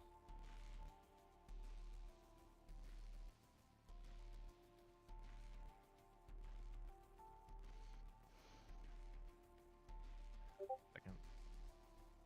And he's actually scribbling this down, like Lance Ortega.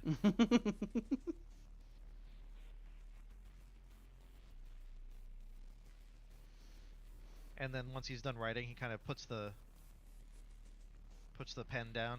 It's like, well, Lance, I'll let you know what I find out. And who am I meeting? Who's this courier, and where am I meeting them? You said they're coming to us. Do they know where we're at? I've informed her as to our location. She'll be getting here shortly. Oh, we get to stay here. Excellent.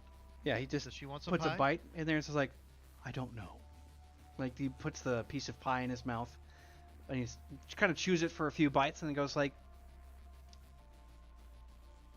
it is good pie. Does this have blueberries by chance? I'm allergic. Well, for the rest of us, or those who are traveling by unknown means there for a minute. A Twilight Zone portal.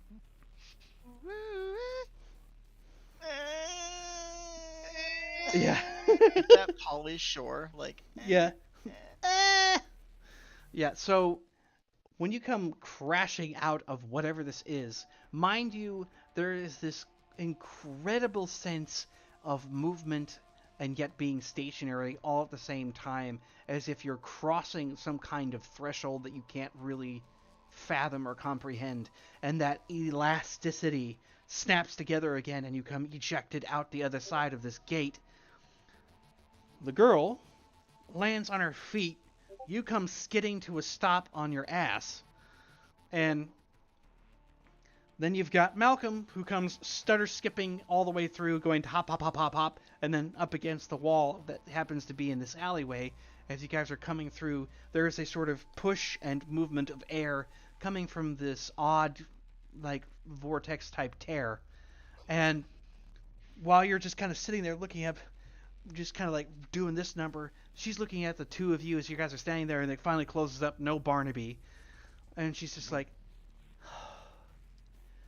way to go, Dumble dipshit, you screwed it up. Like, she goes looking at Danny for that one. My father's gonna hear about this one. Thanks. What? One, he just kind of doesn't even look at you, Danny. He just kind of points as one, couldn't give a shit. Two, you wandered off the path, and he endangered his life. At this point, I'm questioning whether I should care about yours. She just looks at you like sidelong. She's like, okay, listen, McDougal, or whatever your name is. I don't really care. I've got to get somewhere else. You two are fine. He almost got me killed, if we're to be honest. Damn it. And then she's looking down. It's like, got anything broken? Like, she actually shows a certain kind of odd, like, tenor of concern for like half a second. Broken? No. And she's like, great. Well, I've got to be somewhere else. You two weirdos can figure out what the hell you're going to do from here. Damn it. She goes, like, walking out the alleyway and starts heading on a purposeful path here. Where are we? We're in the city. Fantastic. If you have a phone, follow, call your family. Have them pick you up. I can't even comprehend how stupid this is. And he is going after her. Right? With the expectation that he's following. Right. Yeah, no, you can't just leave me here. Well, then you should follow. And then he goes in and says, Miss, I don't think you seem to understand. Shut up. There's a party that is now wandering around the woods, and that is your responsibility because you are my responsibility. Now, I will have answers. Answers to what? None of it's really your business. It is my business when you basically suck me off into a portal. You've been watching Ghosts. Yes, I have. He broke the accent. Just Yeah, because he doesn't know slang. He doesn't know current slang. Right. Yeah. She's just kind of like, she just like, you just like suck me off. He's like, listen, okay, like, what happened back there wasn't actually my fault.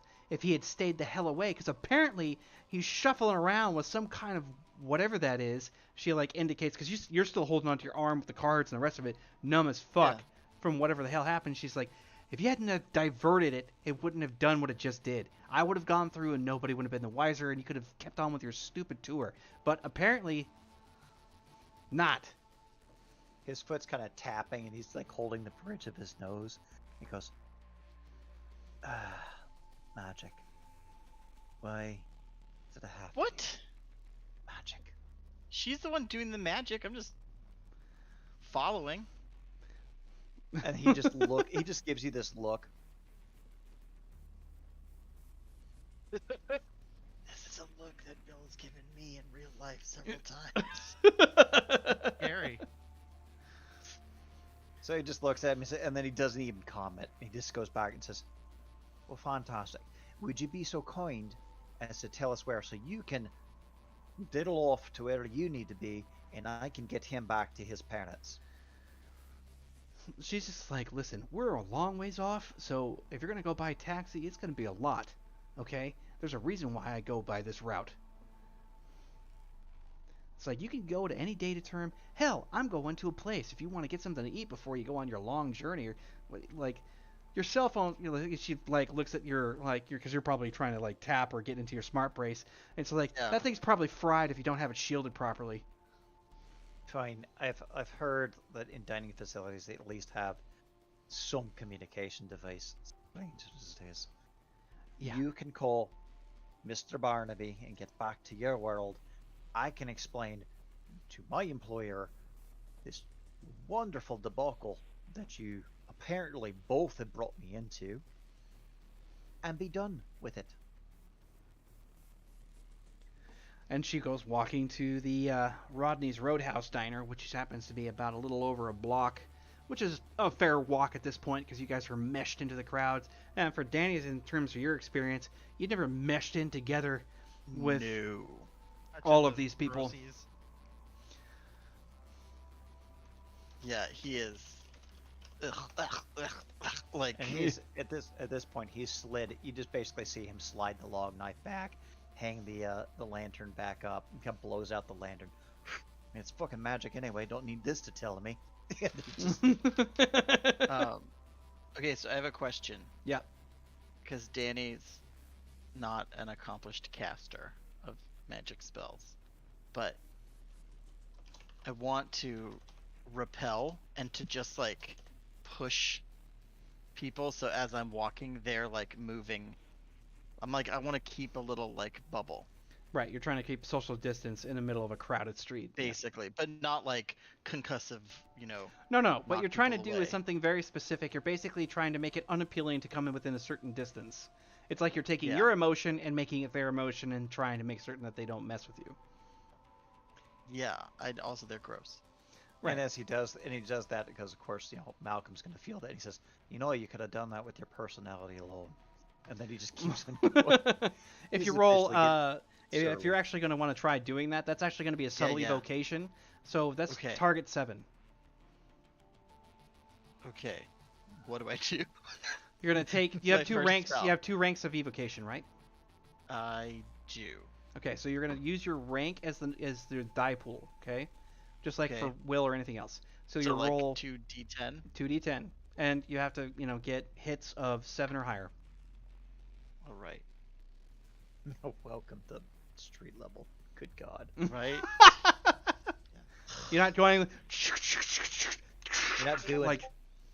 irritate. Okay. like Ooh, 10 wow. and a 5 So you get to roll Well. again because the 10 explodes. and a 1. Yeah. Okay. So you get 1 success, which is good enough. There was only one threshold anyway. So you create this field. Of course, right at that point, there's just kind of this. There's a soft and subtle thrum that comes from out of your person.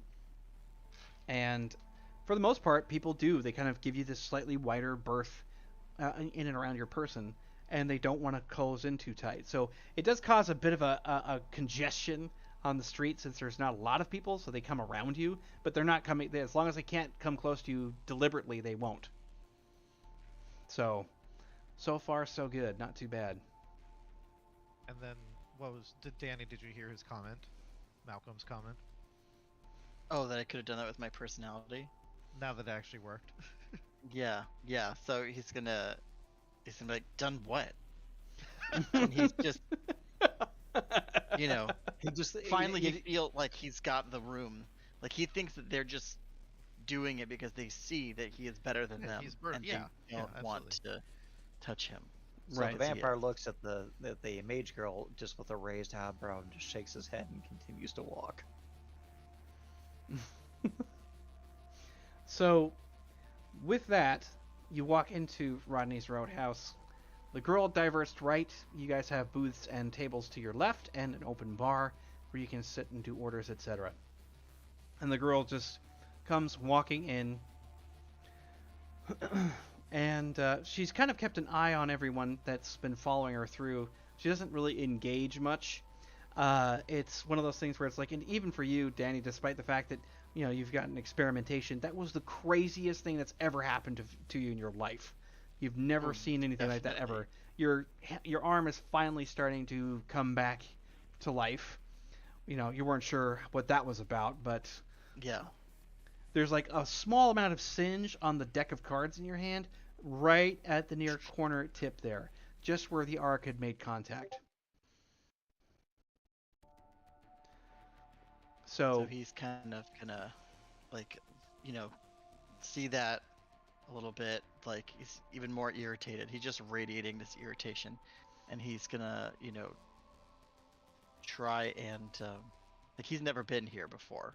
Right. He doesn't descend to these low levels, and so he's gonna, signal, and it was like, bottle at the table. You're just talking to one of the workers there.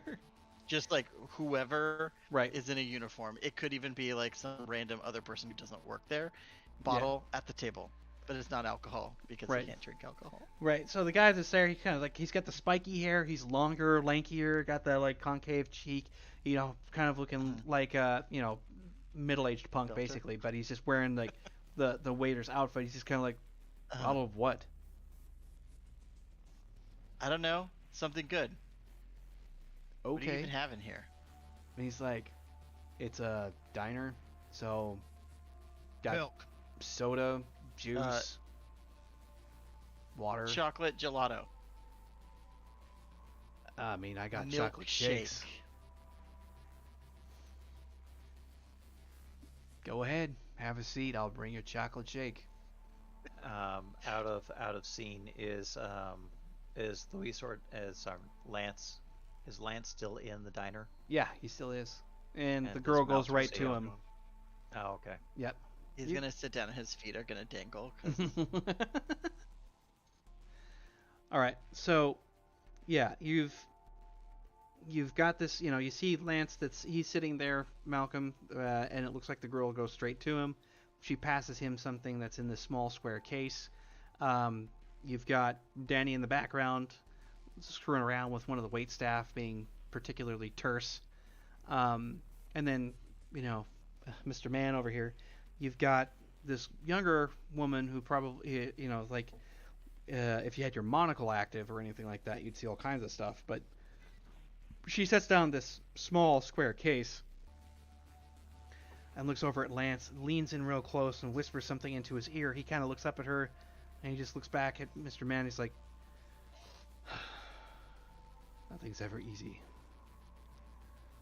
Ain't that right? Nice to meet you. Like he kind of reaches up and like She's reaches out like- to the girl. Kind of like does that number, like kind of not sure because that's not a common thing. She's like, yeah, sure. I'm gonna go get something to eat. He's just like, go ahead. You should have the pie. Apple pie. Sorry. Malcolm walks up. She and does that whole thing. She's like this, and just kind of like goes to the bar. He leans over and says, Lance, would you care to explain why my tour group and perfect record have been disrupted so spectacularly tonight? Oh shit. Well, it's like, Mr. Man, I apologize. I don't normally curse, but unfortunately the circumstances merit the problem. I'll be right back. Well, and while he gets up, he's like, "Oh, I haven't heard that accent in a long time. Hi, nice to meet you. I'm Human." And then he just turns and says, finally, somebody has courtesy and manners. And then he just loud enough for Danny to hear. And then he shakes his hand. He's been dealing with an obnoxious kid. He's he's dealing gonna with get hit in the back of the head with a cherry that Danny's gonna fling off of his drink. Okay, so we're gonna use combat awareness. Even if you just like Well, I mean, yeah, it's a legit combat roll for him. yeah. Why not? 21. Nice.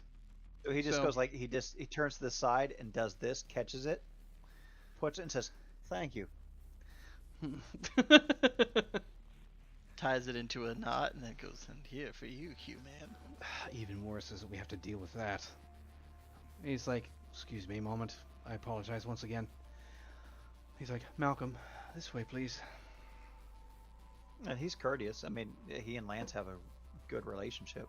Yeah. He's not really mad at Lance. He's mad at the situation, Right. and Lance would know that. You go stepping off to the side to a more quiet side of the diner, and he ends up taking a seat with you there. He's like, clearly something went terribly wrong. I know that she stands So- out in a crowd, but she's generally capable of being extremely discreet. Something must have gone wrong. What was it? Well, when somebody steps away from my party, do you think they're not going to escape my notice? No, I figured that she would. Just be fast enough to get out of there before there'd be an issue. I mean, I should be mildly insulted by that. But good to know, on the other side, the group is going back safely in capable hands. Unfortunately, the capable hands that should have been watching, shall we say, are elsewhere. Lost child, which is now apparently my responsibility. I do apologize for putting you in a circumstance such as this. I don't know exactly why it is that you were absorbed into it. She's actually much better at that than many I have actually scouted already. Yeah, she says it's his fault. He doesn't know anything.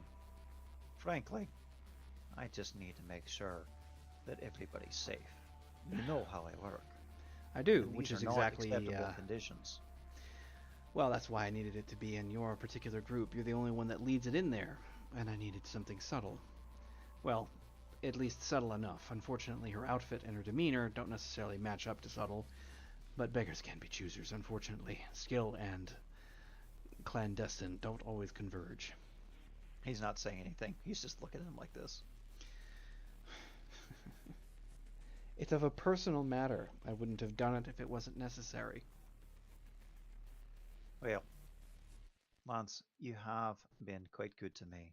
I only ask, in the future, you do me the courtesy of informing me of such circumstances next time, so that I may keep the rest of the party safe. And rob you of plausible denial? I think that doesn't necessarily work out well. Well, if you wish to go with plausible deniability, then of course you may do so.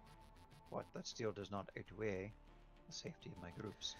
So, She is extremely good. no harm done. As far as I'm concerned, the minx can be on her own. I just need to make sure that the lad is returned safely to his phone. I'm certain that we can manage that. Although it's still going to mean heat for me and all the other rangers in Central Park.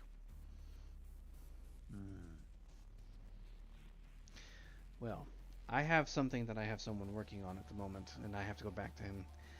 It's going to cost me quite a lump sum.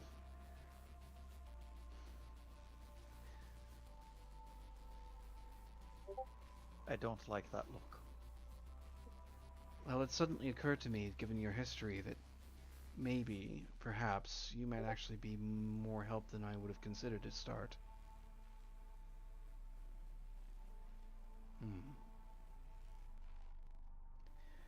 I'll table it. I'll let you know. But thanks for doing a job. Again, sterling reputation. No mark against your record for certain. He actually pats the table a moment and then says, and try the pie. Hey, I'll see if it has my usual taste. And he just kind of smiles back. Blood pudding. Meat pie. And then he goes back to, he sits next to Dan. He just sits next to Dan and he says, "All right, lad. Do you have a phone number or some way of communicating to your Mr. Barnaby or your family as he's like sucking down a chocolate milkshake with no Right. care in the world. that we could potentially get you back? Because as much as I do realize you will love to have my immediate presence, you will not be gone with my presence until such time as I can hand you over." Ugh, pedo. You're not my type. Already let my mom know where I am. What's a peto? Uh-huh. Okay, anyway. I already let my mom know where I am.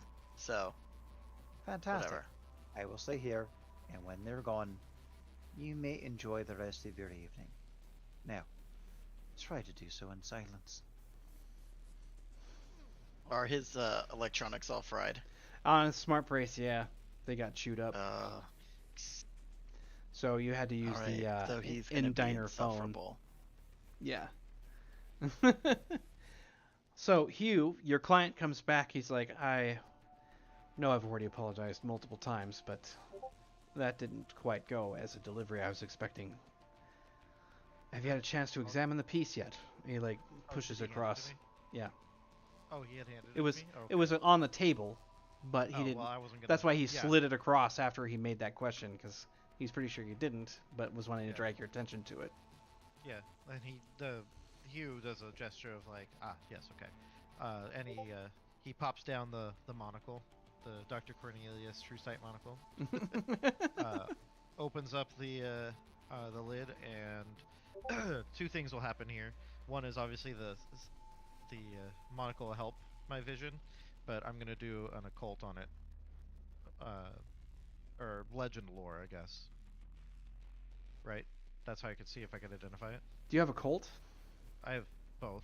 I Yeah, have more you're- in legend than occult. You're gonna want to roll a Colt because legend lore is about the myth, and occult is about the real thing. Okay. And so, in order to test its authenticity, you have to use the skill of authentic magic. Alright. Nice. Let's see here.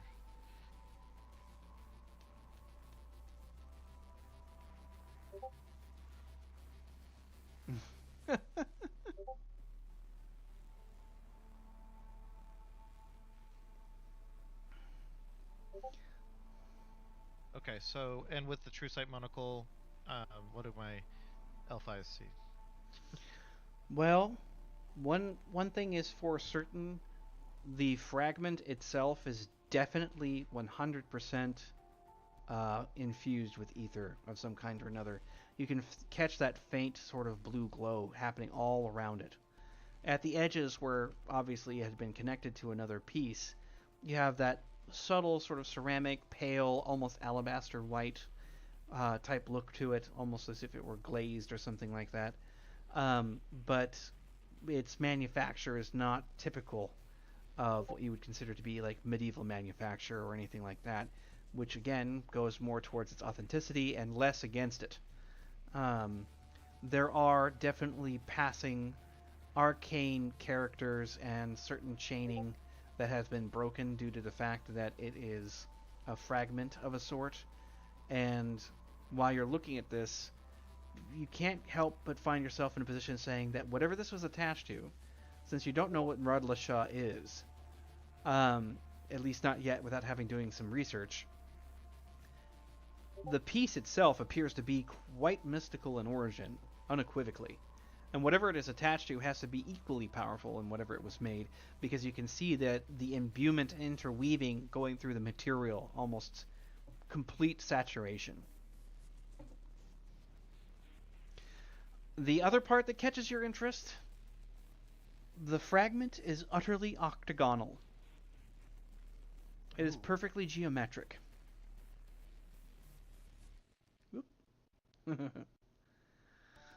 got a Grayly. Yeah, we do. And she's gone. You know, It's so funny last whenever that night when happens. I popped in, I meant to just pop in to type something, Yep. and then it joined me into the chat.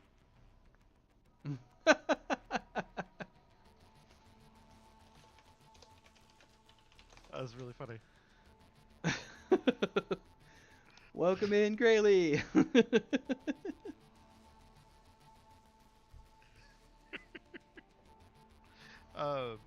Okay, so the whole thing Octagonal? is How Yeah. big is it? You're looking at a piece that's about the size of, maybe about the same diameter as, a cross as a baseball, a little smaller. Oh my god, is it from Jackie Chan Adventures? One of the I want the rooster.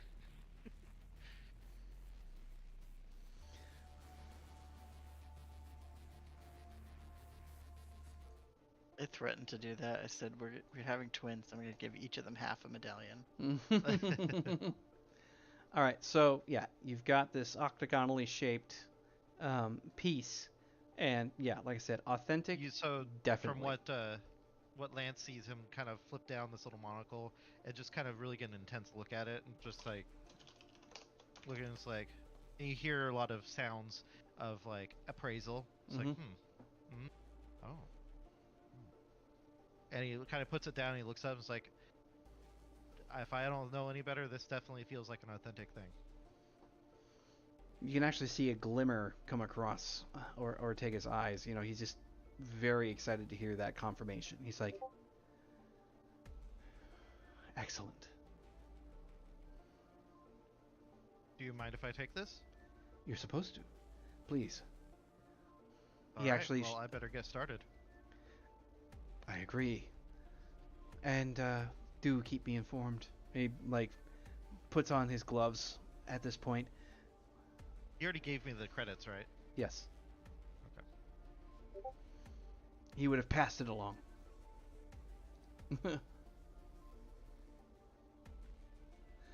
And yeah, it's like, oh, and thank you again for the pie. And he goes wandering out of Problem at all. the roadhouse at this point. Milkshake. Whenever he passes across Malcolm where he's at, he's like, well, best of luck. I have some things to prepare. Well, I only have one last traveler to see properly home, so I'll see you at work. I'll make sure to Just have radio yourself the a fine day. I'll radio the other rangers and let them know they should be expecting the group on the way out. Thank you. Yeah, my thanks. Nods his head. And the pie's on me. Sorry about that, Malcolm. He goes stepping on out.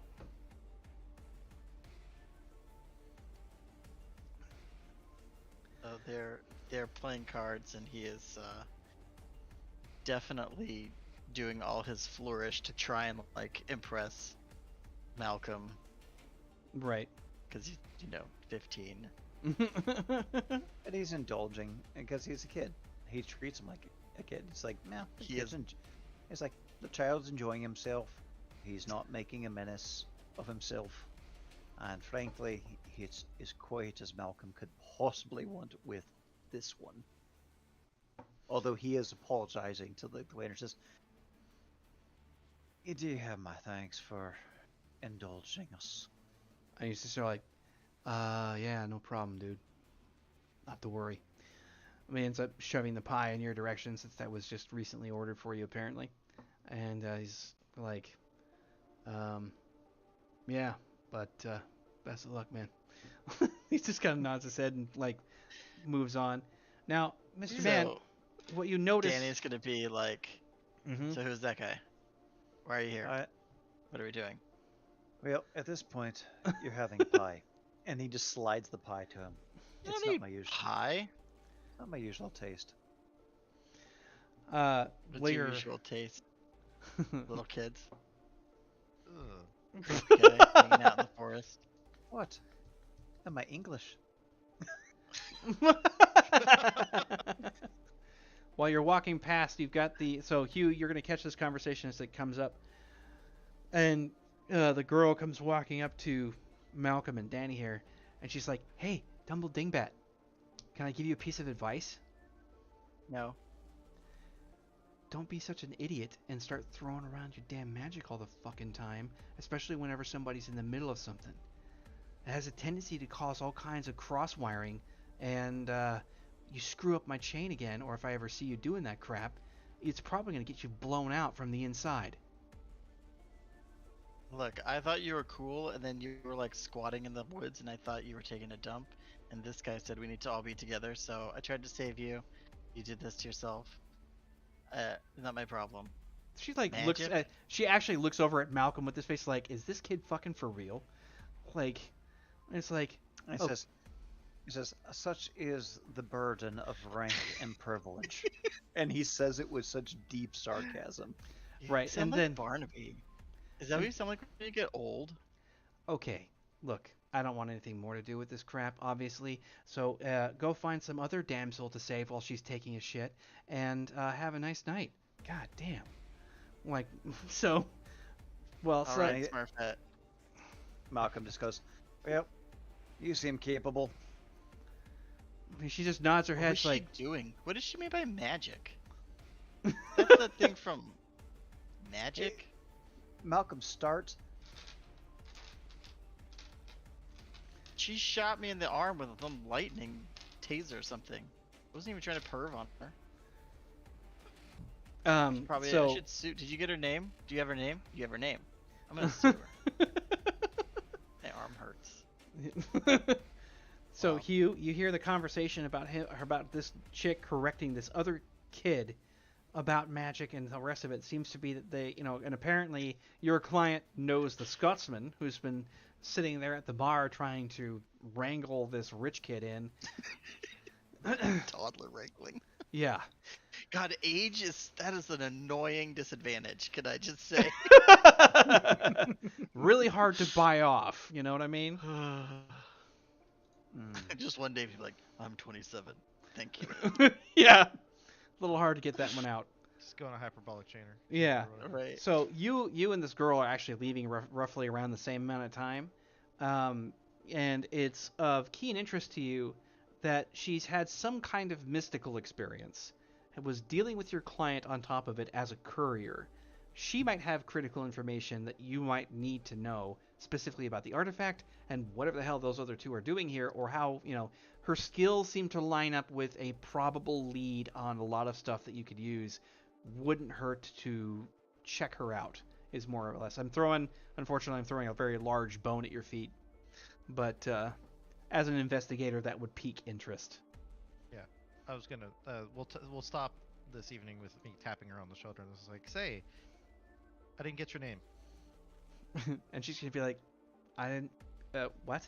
Like, yeah. So yeah, we'll probably have to leave it at that, given the fact it's top of the hour here. And that's the scene. Scene. And scene. Alrighty. Yay. So, There's Scott, what'd you one. think of my notes? Oh my God. You're like, hey, can you take a note? And I was like, sure. What? Ken, if you ever need a secret, like, second job doing stenography or something, you're good to go. As someone who used to take dictation, this is, I like it. Well, I wasn't writing down what people are saying. I was trying to catch No. the meaning and what was going The on. girl is none too happy. Like, yeah, you nailed it. All right. Well, I You am got curious. rolls in there too.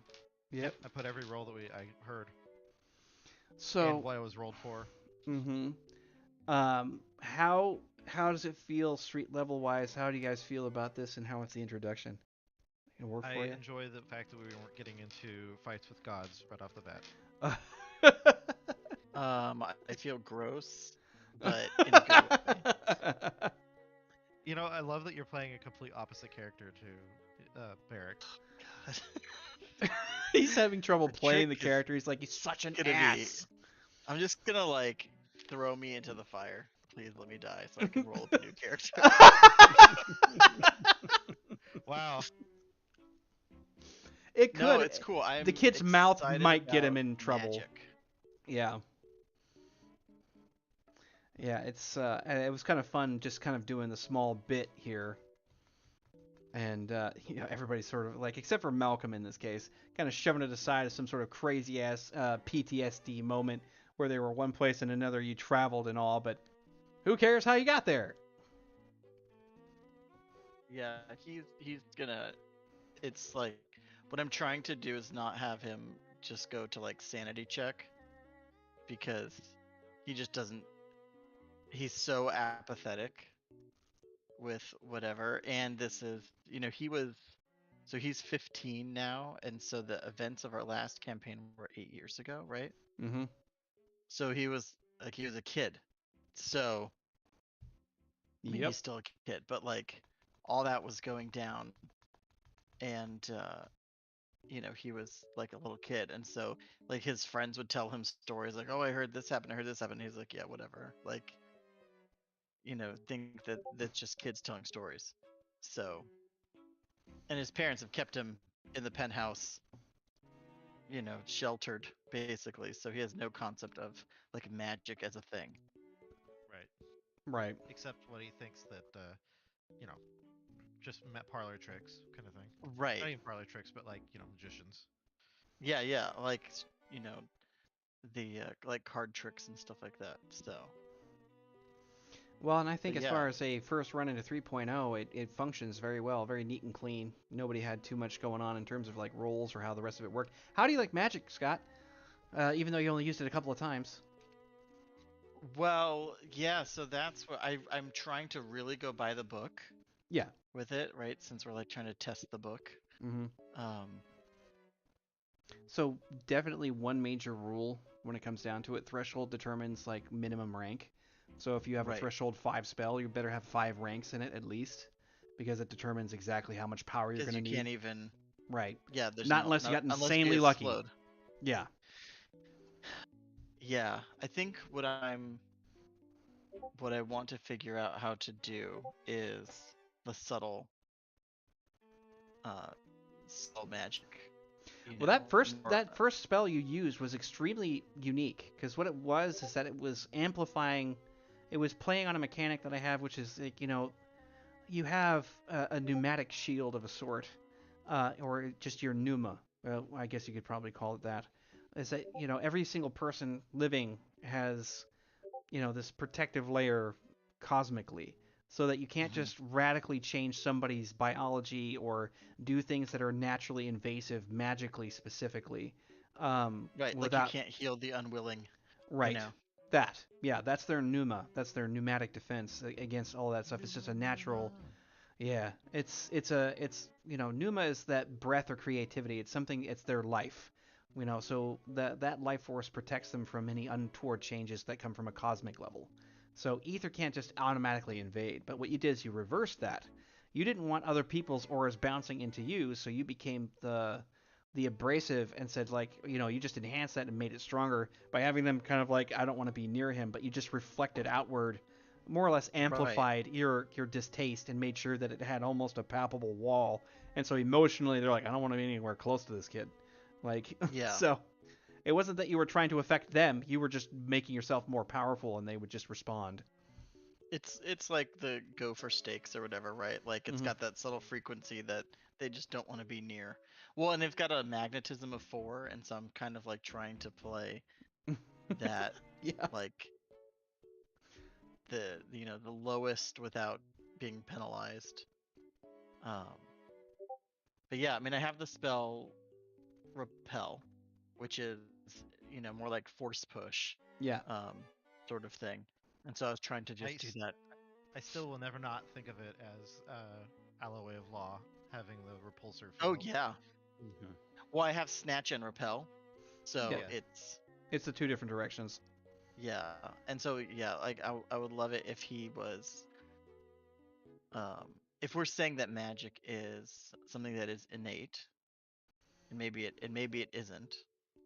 Maybe it has to be learned. But I was It's kind of both. playing it as if he's like doing it without realizing it, that like he's not super dexterous, but he thinks he is because he's casually, when he's Right. playing it like with the cards. Well, and see, the thing about that is that you created another ambient magical field, which caused a, sort of a crosstalk interference with what she was trying to do, which is like, Yeah.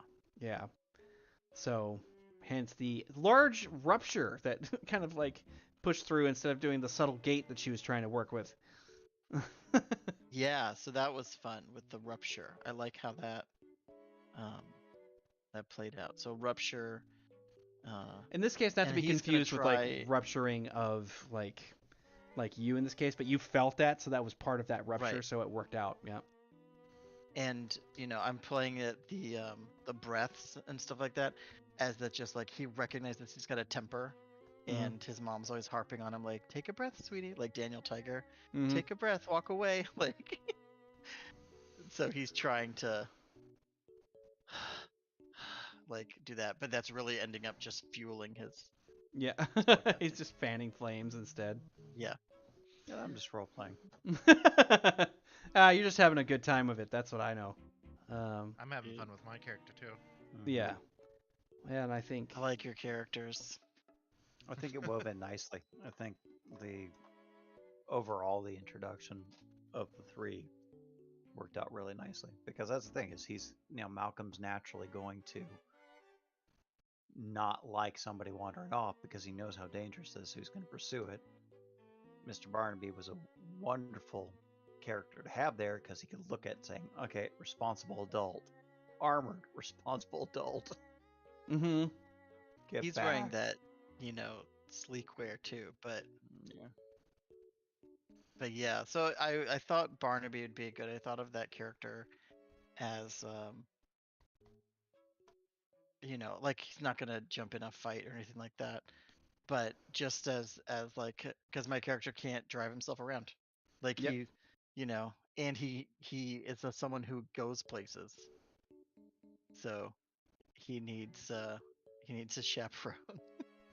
Yeah, it's going to be very difficult to explain how you wound up large However number long of way. miles away from the Central Park area to somewhere else Yeah, Yep.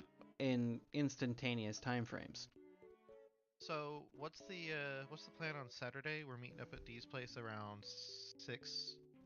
Well, keep in mind, Kimmy's off at about 5:30ish. At which Right, point, and you're like an hour away, right? hour and a half. Hour and a half? Wow. Mm-hmm. Okay, So- 7-ish. Yeah, so 7ish. So what I'll do is I'll drive Scott and Drew down. Sounds like a plan. And then on Sunday, Dee will come to my place. We'll drive down to pick up Scott, then Kenny, and Drew and Bill will drive their own families to the Tin Roof Shed. I mean, Mm-hmm. right, for lunch. Tin And then roof after rusted. that- and then we'll head over to the pinball place. Mm-hmm. It's gonna be a great. For those who weekend. are interested in my weekend dings, yeah. Um, If you had unlimited data on your plan, which you do not, you could like do the live, like in real life, like the selfie stick. Like, here I am. Yeah. I'm playing pinball and Yeah. drinking. wait, there's alcohol there? No, I don't think so. You don't know what I smuggle. Nobody knows. You got a hit flask. Well, on that note, look forward to seeing you guys this weekend. I'm gonna go sleep. All right, man. Yep. Take care. Take care. And to all of you, thanks for stopping in. Much appreciated. We'll be back in for next week for more. So, yeah. Monday, right? No, Huh? Tuesday. Tuesday Yeah. at Wednesday, 7:30 Thursday. Pacific time. Yeah. Pacific. Anyway, so yeah. So Specifically Drew will Pacific. join us. Drew will join us back on this in like a month. Yeah, it's gonna be a little while, but we'll still continue. We'll roll the sessions in. So, hope to see y'all there. Until then, have a fantastic evening, y'all.